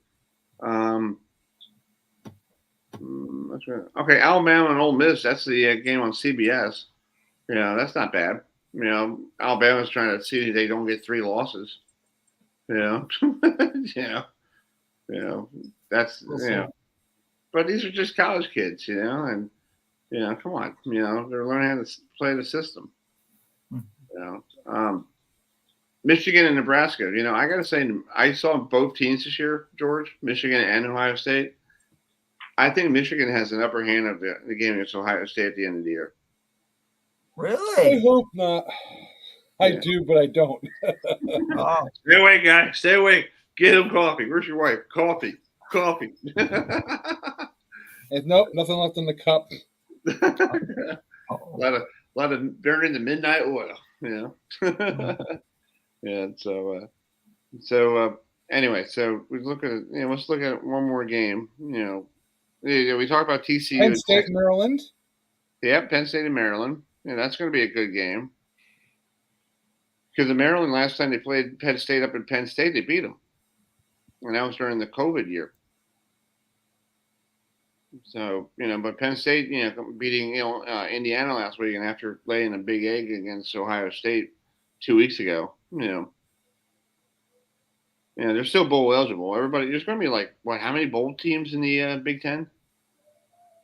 God, they got so many bowl teams. It's like, okay. Yeah. I'm not even going to get started on the bowl conversation because it's coming up on that time of the year, Chris. Speaking of that, I forgot to tell you, we have the executive director of the bowl season coming on next week. So excellent. Yes. Nice. Yeah, I text him. Nick, the executive director, Nick Capolini, he's from here, and he's from Maryland, so he'll be joining us, and we'll talk about the different bowl games coming up. For different. There's. You got the Fenway Bowl, Fenway Bowl is actually going to be playing this year after in Fenway Park. After 2 years of COVID. Yeah. Good Lord. So let's bring in Robert Drummond, the former Syracuse running back, and used to play his pro ball in the CFL. So tonight we have a little CFL situation going on here, but he did play some time in Toronto and Baltimore. So let's bring in Robert. Hey, Robert, how you doing? Pretty good. How's it going? Thanks for coming on. I'm waiting for your partner in crime, your good friend Dan. Where is Dan? I have no idea. I talked to him earlier, so. Yeah. So real quick, let's talk about you and Dan. You guys did. I saw a video. You guys a year ago. You guys did a lot of stuff together. So how cool is he? A cool guy off the mic?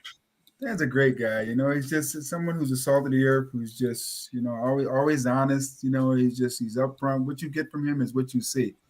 And I respect that from him. It's like, he's I always tell everybody we ever interviews or we always ask me about interviewing because I know a lot of people, that you're gonna get you're gonna get an honest interview or something that's really going to be worthwhile because you're going to be able to speak your mind without him giving you segues or things of that nature. So Dan's the type of person who just allows you to be able to be yourself, which I completely respect. Yeah, it's pretty cool. I know you from your playing days down here in Baltimore, with the Stallions, and my dad still loves the CFL. So my father was like, "Oh, this is cool." Yeah, you're aging me, man. You're aging me. I know. I have to because I'm getting old too. I'm like, wow, I'm that old. 1994. I'm like, geez. What a great city. I mean, I think that's the first time in Baltimore I ever had. When I went to Phillips, in Inner Harbor, and I had never had crab like that before in my life. And I was like, they just thrust this crab in front of me on the table. And I'm like, what am I supposed to do with that? And everyone just starts laughing. They're like, we got to crack it like this and do this. So I learned an entirely different way to eat seafood when I was down there that day. But it was definitely fun. What a great city. One of my favorite cities. It definitely is. Yeah. Hey, Dan, I'm coming up this weekend. Do you have any cool spots in Syracuse I can stop by? Because, my God, you're showing some pizza on your on Facebook today. I was at work going, oh, my God, I want some pizza. Yeah, some spots. Wildcat Sports. Rob and I have been talking. What's up, Drum? What's up, kid? What's going on? Didn't I just talk to you earlier, dude? Yeah, we always say what's up. We talked about 2 hours ago. But I would say, Rob knows all these places because we've been to them together, but Wildcat Sports Pub's really good, man. Avicoli's is good. Yeah. Pizza Man is good. If you want pizza, you're coming to New York, and that downstate, whatever. Upstate holds its own. So we got good water up here. We got some good pizza. We got good water. That's good. Good to hear that. So let's talk about this game this weekend coming up. A big game, Florida State coming up. Now they're ranked 23rd in the college football playoff. Syracuse for basically for 2 weeks, they were ranked, what high was 16, Dan, or around that area, right? Mm-hmm. Yeah. Syracuse was up in we got up to 16, and I prognosticated that we would drop to 22 after last week. Rob and I talked about this too, and they dropped to 22. We're 20 in the first college football playoff ranking, which was great to see Syracuse in the college football playoff ranking at all. But, you lose to Notre Dame the way you did. The Clemson game, Syracuse gave that one up, but you lose to Notre Dame like that, and Pittsburgh, they played into the hand of Pat Narduzzi, did everything he wanted them to do. So they shouldn't be in the rankings, and that's my feeling on it. Yeah. Well, let's talk about this, Syracuse, Florida State game. Florida State plays really well, but the last time they played up in Syracuse, Syracuse beat them. And I think I have a video of your friend, Dino Babers, Dan, you and I were talking last Friday, with his victory speech. So let's just play it real quick.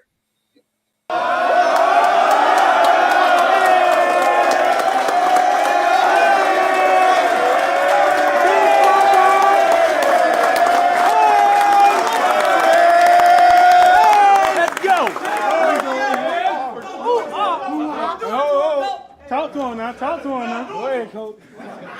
Listen, okay? Knowledge is power. Moderation. Yep. Okay, moderation. Okay? Take care of your bodies. Get in the training room. We got work to do tomorrow. Enjoy yourselves. Okay? And then you toilet flush it.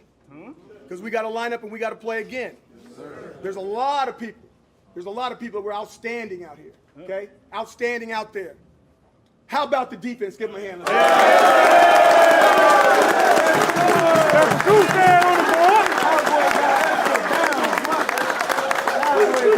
Good shit. Tell you what, and when you talk about the effort on special teams between Andre, that's not perfect, he's only at 90%, Sterling, the big bang, the big boom, trying to hit the ceiling, and Matt Keller putting it on the money all the time with all the accessories around. How about the Buffalo?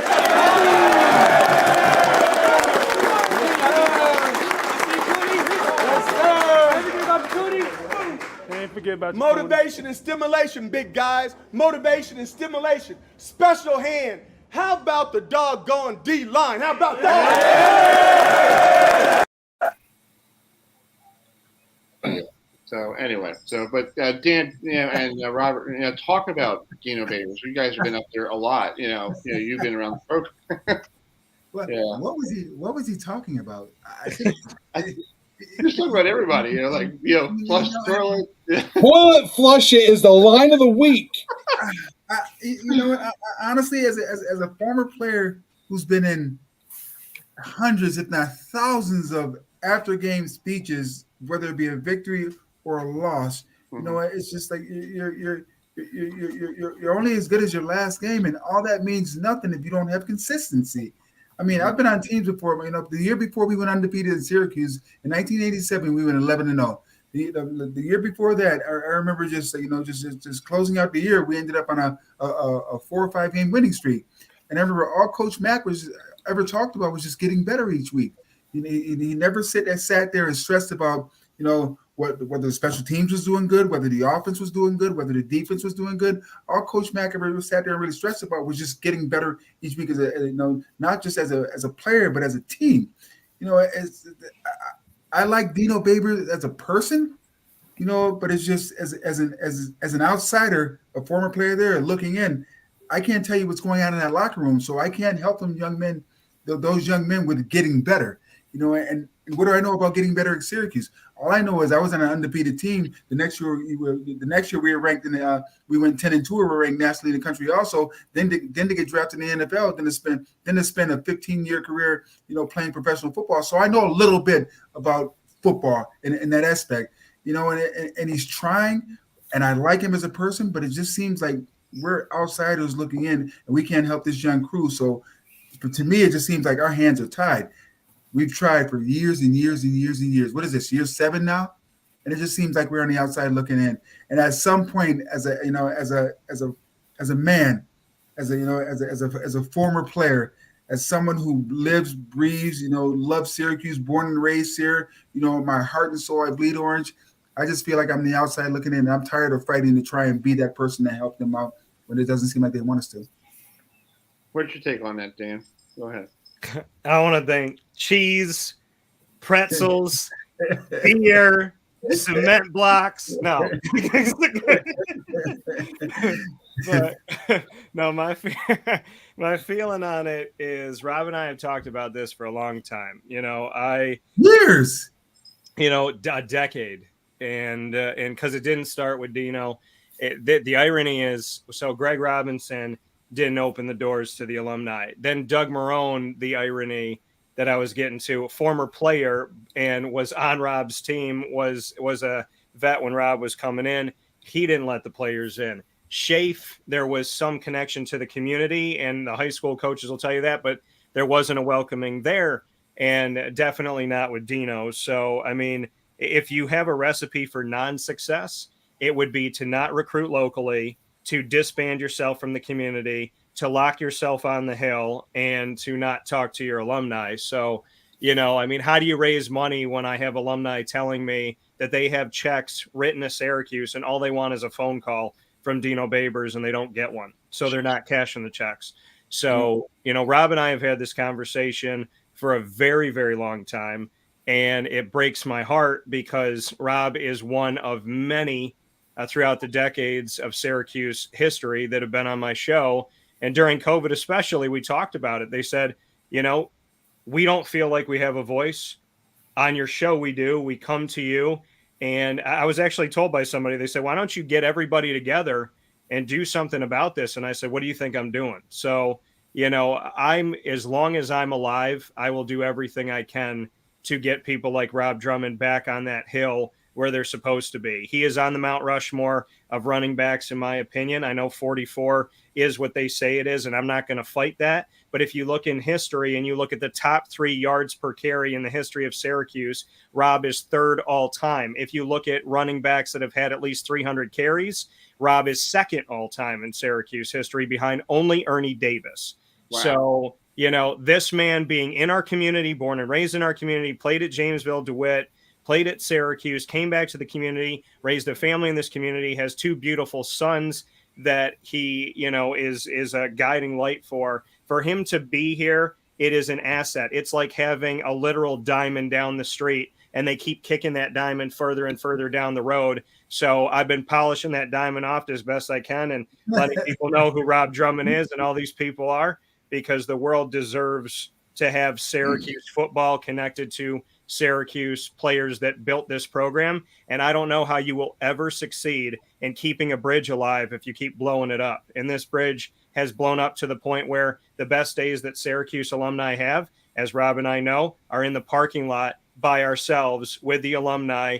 And they've been nice enough to welcome me. But the best parties Syracuse alumni have are outside of the dome, down the hill, in a parking lot. And I'm sitting there with the 87 undefeated team, and nobody wants to talk to them. So what do I think about it? It's wrong. It's 1,000,000% wrong. That's sad. That was crazy. That's terrible, George. I have no idea. You see that at different programs like Florida State. They welcome their alumni. I think they have meetings with Mike Norvell knew Chad Mavety. Chad Mavety was recruited by Scott Schaefer, and he wanted to come to Syracuse because of Scott. But ultimately, a better program, Florida State, came along, right? Mm-hmm. So Chad Mavety is an offensive lineman. Now he's coaching down in Florida. Chad Mavety told me when he walked onto campus, Mike Norvell had just been hired. He walked onto campus. Mike Norvell walked up to him, knew him by name, and knew the years that he played. He didn't recruit him. He was there well before him, and Mike Norvell knew who he was. Wow. Dino Babers didn't know who Joe Morris was. No, he did not. Really? No, he knew who Joe Morris was. He did not know George Morris went to Syracuse. Yeah. He's an all-time, giant great, George. Joe Morris has been on campus one time in how many decades, Rob? And Marvin Graves told me flat out he hadn't been to Syracuse. When I saw him at Syracuse a couple of years ago, he had not been to Syracuse since he played there. I mean, John Flannery just came back for the first time in forever for the first game of the season against Louisville. It's been a very heartbreaking thing to want to see this program succeed. I have a great relationship with Dino, but all I asked Dino to do is to look at a guy like Rob and say, do you go to people that are bald and say, hey, how's this hair care product? No, you go to the people that used it and kept their hair. Well, here's a guy who's used the Syracuse product, went to the NFL, went to the CFL, played 15 years professionally, won multiple championships, and he's educating the youth of today and Boston College, UConn, Rutgers, Indiana, call him. But the school down the street never asked Rob his opinion. And let me tell you something. There's a guy named Servassier Dennis that plays in the ACC right now, and he didn't get an offer from Syracuse. Yes. Yeah. Didn't even get offered from Syracuse. He's a captain. He played in the New Year's Six Bowl, and he's an ACC champion. But he wasn't big enough, and he wasn't good enough to play at Syracuse, allegedly. Go ahead, George. You got a comment on this one. Go ahead. Oh, there's a common theme here. Okay, it involves a dome. Okay, I cover Notre Dame sports, and when BK was here, it was the exact same thing. Rob, I interviewed Jerome Bettis. He had been on campus numerous times. Their '88 championship team never invited to come in, talk to the guys. Never invited Lou Holtz. If there's anyone that you're going to invite into your locker room, it's going to be Lou Holtz, right? Lou Holtz, yeah, of course. A situation like that, it becomes toxic because it's not about the team. Exactly. It's about the coach. Exactly. And it's not about the coach. It's about the students. It's about the student athlete. Come in there, get an education, play some football, hopefully get a chance to go on to the NFL.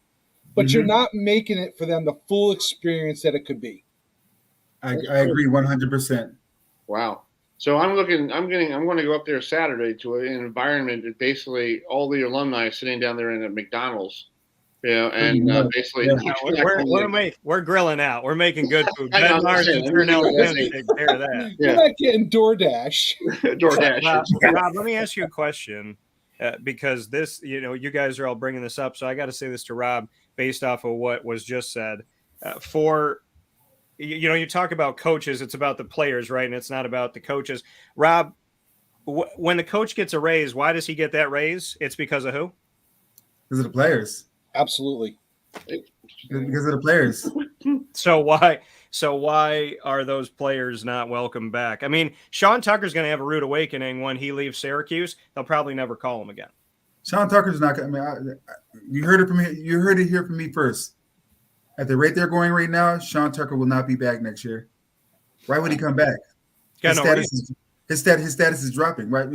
He's All-American and everything last year, and he's not getting the carries. They're starting to stack the box, and everything is going. Why would he come back? Honestly, why would he? And he's a kid from really 10 minutes right down the road here. Yeah, Maryland. He's in Maryland, Maryland. Who I was talking to you, Dan, the other day about why in the world you're talking about Syracuse keeping all the homegrown talent and keeping everybody in the area and all that stuff. Here in the state of Maryland, you have Sean Tucker, who was basically from Owings Mills, Maryland. You have people from a couple players on Florida State. You got tons of people on Penn State and other teams, and Maryland can't keep them in the state of Maryland and build a program because of what reason? Because it's Maryland. Who cares? You're playing in the Big Ten. Big deal. And I think what Locksley's doing is pretty good keeping, he has a kid from Edgewood, Maryland, where I'm from Hartford County. So it's like 20 minutes from my parents' house. And it's not a great place to be, but a kid from Edgewood, Maryland, and I had one of my friends going, man, he's tearing it up. I was like, yeah, he's a freshman running back, but, is he going to stay at Maryland? Hopefully. But if he might enter the transfer portal and go somewhere else because they want to be exposed a little bit better for your stock, for the NFL draft. Hey, Chris, that's a good point. You just made a great point. People complain about when kids go into the transfer portal, okay? But coaches can leave when they want, right? Mm-hmm. But then they'll also say nowadays that the kids are greedy because of the NIL stuff. Yeah, the coach. I heard this phrase the other day, and I'll say it. People leave because of toxic managers, right? Yes. Mm-hmm. That's the situation that's building. Yeah. Mm-hmm. Syracuse, well, put it to you like this. Syracuse led the ACC in transfers this past year, and I think it was around 20. And they always say if there's a mass exodus, it's not the place, it's the management. So yeah. Wow. So what does Syracuse got to do? Because now Dino Babers could go into the office and say, look, the season's going to be what? You're right now 6-3.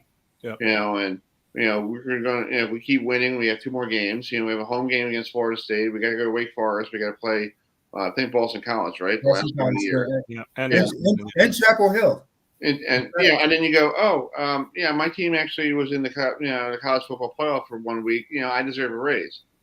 is Syracuse, and I feel like to me, Dino has been there too long, and I feel like the information is getting really bad. It's almost like Buck Showalter, Dan.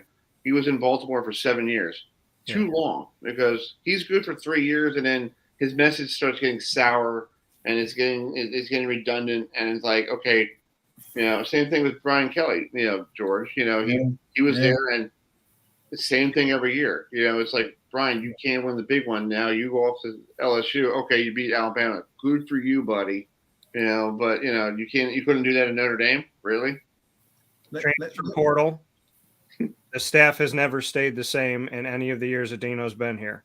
So coaches leave, players leave, and if you back into a bowl game, your fan base is not traveling. They will watch it on television on December 17th or whenever you play. If you walk backwards into this thing, listen, Florida State is coming in here, and I said this. I have known Mike Norvell for 7 years now, at least. I told Florida State fans that they could sleep on their pillow sweetly when he was hired, because he's going to recruit. He's going to put guys in the NFL. He's got a ton of guys in the NFL. And Rob being a running back, I think there's 5 or 6 running backs from Memphis in the NFL right now. And they're not just in the NFL. They're either starting or they're in the 2 deep. Right. So I fully expect Florida State to come in here like they had come in the past under Jimbo and try to put up 50 in the Dome. Wake Forest, Dave Clawson is one of the greatest, if not the greatest coach in the ACC when it comes to second half adjustments against Dino Babers. Watch every second half he's had against Dino Babers for the most part, especially in recent history. And Jeff Hafley, Boston College has kind of fallen off, right? Because they're supposed to run the ball and play good defense, like the Syracuse teams of old and the Pitt teams continue to do. Well, BC's trying to change who they are. We saw Georgia Tech try to do that. That didn't work. BC is a shot for Syracuse, right, to get that victory. But ultimately, Wake Forest and Florida State can score a ton of points, and Syracuse's offense has done what in these last 3 weeks? The defense has given them a million opportunities, and in the game against Pittsburgh, Syracuse had 8 drives, end in 3 and outs. And in the fourth quarter, their defense forced 3 straight 3 and outs, and Syracuse came away with 3 total points. Wow. You want to know the formula of beating Syracuse, to beat that 3-3-5 defense? Run the ball between the tackles down their throat. That's how you beat that. We can do that, right, Chris, with Trey Benson. Yep. Notre Dame did it. Clemson did it. Pittsburgh did it. Run the ball down their throat between the tackles. They have no answer. And stack the box so Sean Tucker can't get up and running. So it's going to be a long night for people in Syracuse, and it's going to be a very long night. Florida State has 3 backs that have 6 yards of carry this season. Yeah, I know. And that's scary. Travis is the 4th one, and Travis is the other guy. Let me ask you all a question. Yeah. Syracuse goes 6-6. Do they keep Babers? No. I think it's time to go. I think he's been there too long. It's time to change the environment, and because you guys need a new environment up there. It's like, other person. Does Wildcat pull that trigger? Well, that's something. Wildcat said at the beginning of the season the same he said think about this. Think about if you're Dino Babers, how good you feel, right? At the beginning of last season, he said, Dino's not on the hot seat. Like, no matter what happens, it was fine. What did he say at the beginning of this year? Dino's not on the hot seat. So if you don't have to win to keep your job, he got a raise when he was 1-10. He got a raise when he was 5-7. Like, if going into the season, no matter what you do, you're good. If 1-10 is good enough and 5-7 is good enough, then going to a bowl game is good enough. So Rob asked you a question that has a lot of logical sense, and y'all answered the way I thought you would. The reality, me also. John Wildhack doesn't sound like he's fitting to do anything right now. No, he's going to go play golf. We experienced that here in Notre Dame. We experienced that here in Notre Dame, and listening to the fans. Notre Dame wasn't 1-10, 5-7, and then maybe possibly 6-6. Kelly, Kelly had a one bad season, but they just kept giving him more chances, and then he walked away. He got upset. But you need to be able to bring the student athlete in. If they don't see that it's going to be an environment they want to be in, they're going to go elsewhere. Mm-hmm. And also bring the history back so you can show the kids, the players here about the great history of Syracuse football, because you guys have great history. You have people don't realize you can't get to today, Chris, without the past. Right. We need the past to make today. Right.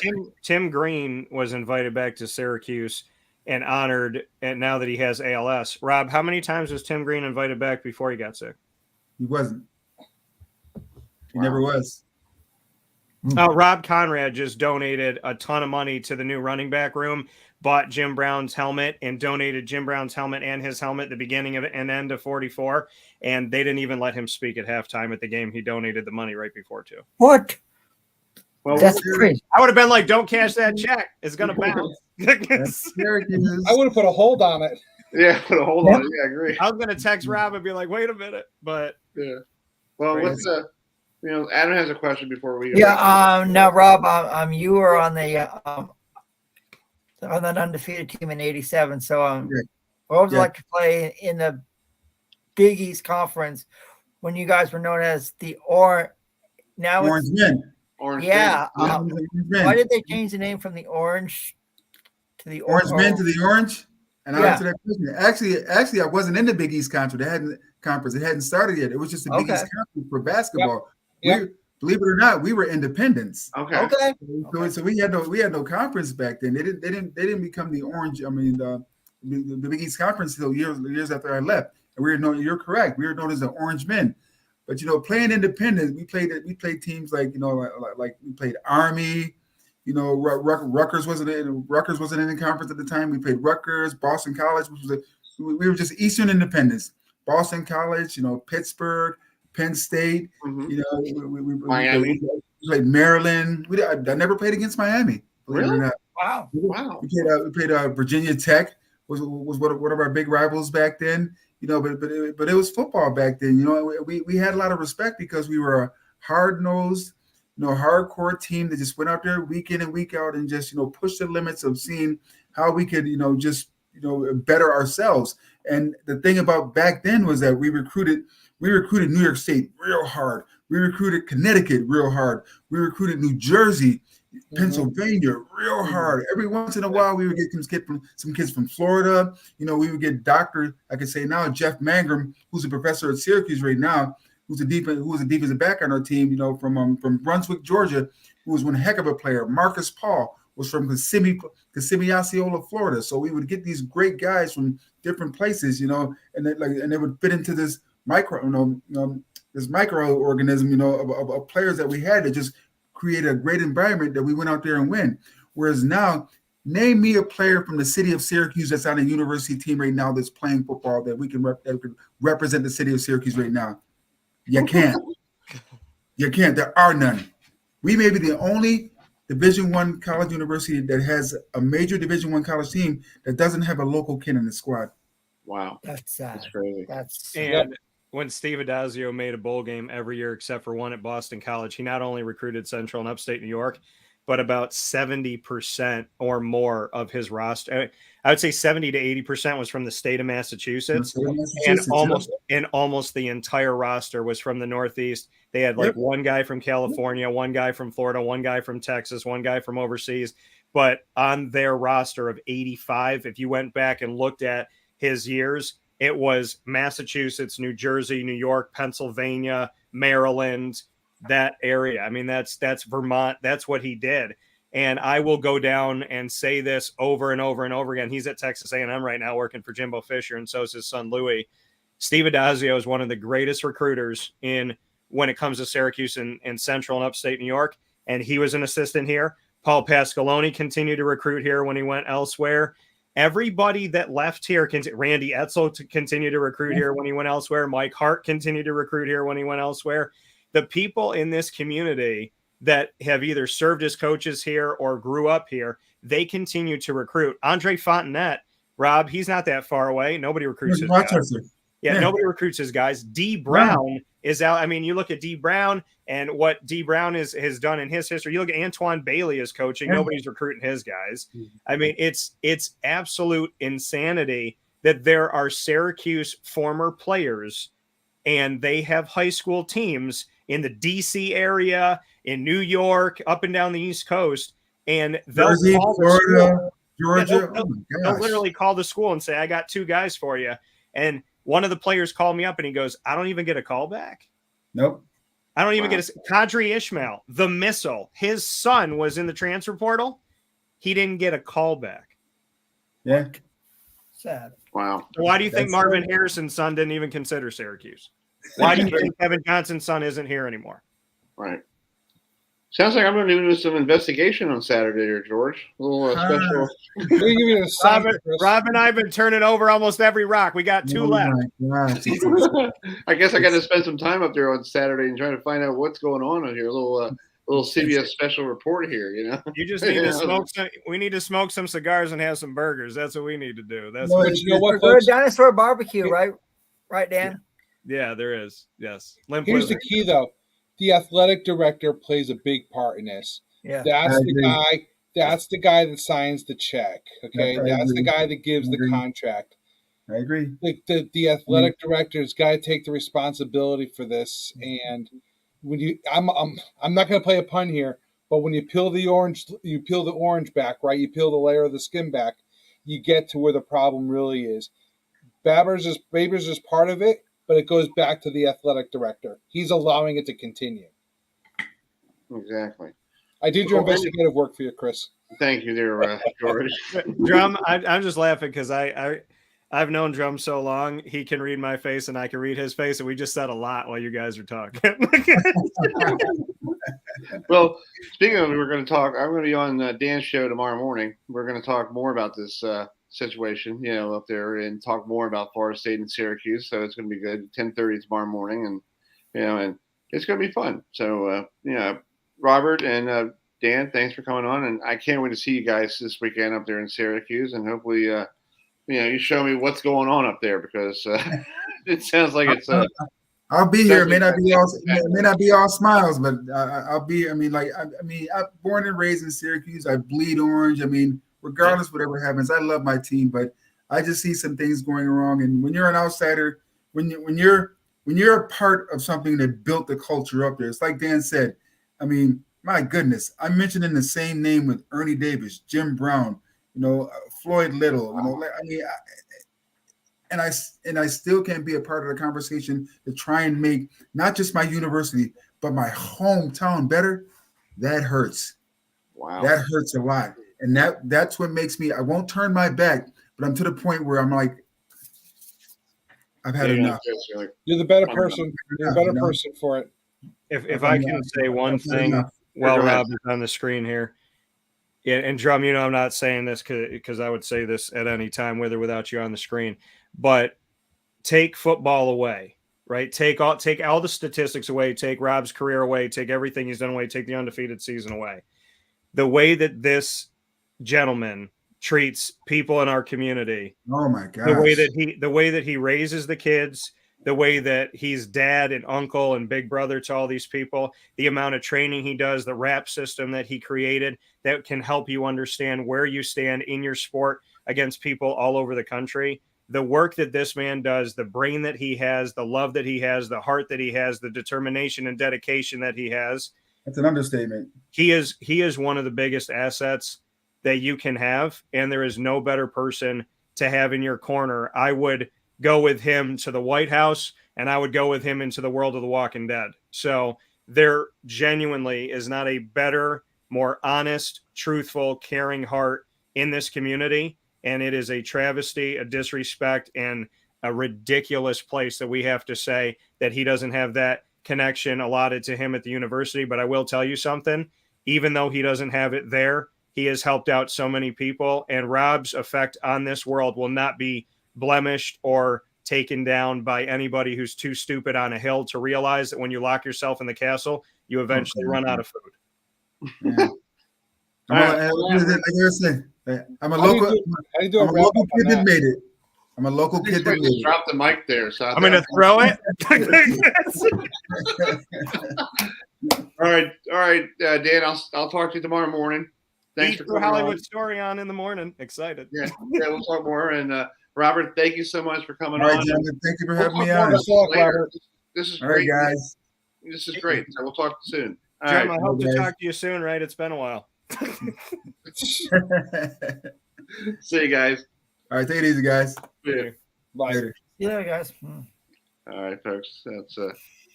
That's Dan Tortora and Robert Drummond. Wow, I'm going into a place that's like they don't like anybody. Chris, isn't it crazy that a coach puts everything else and makes it about him? Yeah, That's sad. That's sad. And you don't see that, like you saw that in Notre Dame, but you don't see that at Florida State. Even if Florida State's struggling, Mike's bringing back people from the old days to come in and talk to them. Like down in Miami, Miami's bringing, they're struggling, but they're bringing people who are former Canes players and players that talk to the players and tell them what Miami football is. And Dino is sitting up there and just like, oh, Robert Drummond, who's that guy? What do you think brings the kids to the program? They want to be around the history. Yeah, Freeman, like what Scott Wykoff was talking about. Freeman makes the recruits feel like they're part of the team. No, it's not that. It's not that, Chris. He brings the past into the locker room. Right. This is what you're building your new program on. This is what you can be. Yeah. Well, folks, we're going to wrap it up here. This was a great conversation at the end of the show after all the good guests we had on the show, like Chuck Forman and all that stuff. But if you want to email the show, folks, you can always email us at herbfmradio@gmail.com. If you have questions for Dan or questions for Robert, or if you have other universities that don't do the same thing that we just talked about, let's see, we can do some investigating on this. I know this is almost like an ESPN type, but maybe we could look into different programs to see what's going on. Hey, did you hear that Paul Pasqualini got fired by Carolina Panthers? Really? I heard that. Yeah. Wow. Yeah. 2 days ago. Yeah, Jeez. that's right. It's called it's called We Panthers down here. Well, I don't want to talk about it since it's. Well, we'll see you guys next Tuesday night. My local team, and it's called. We're all tired of it. Yeah, real quick. If you want to get the Annapolis soccer season tickets, they're for the inaugural season. Last week we had the general manager on from the Annapolis FC Blues. You can go to their website and $100 a ticket for a season, and you get like cool stuff with it, right, Adam? Like cool. Yep. We had Fred Mathis on last week, and he was a really cool guest. So we'll get him on another time. So. Yeah. So for Adam, for George, and for all the knuckleheads in this place that wanted to crash the party, and I'm Chris Heidel. Thanks for joining us, and we'll see you all next Tuesday night. We'll leave you with just a little tidbit.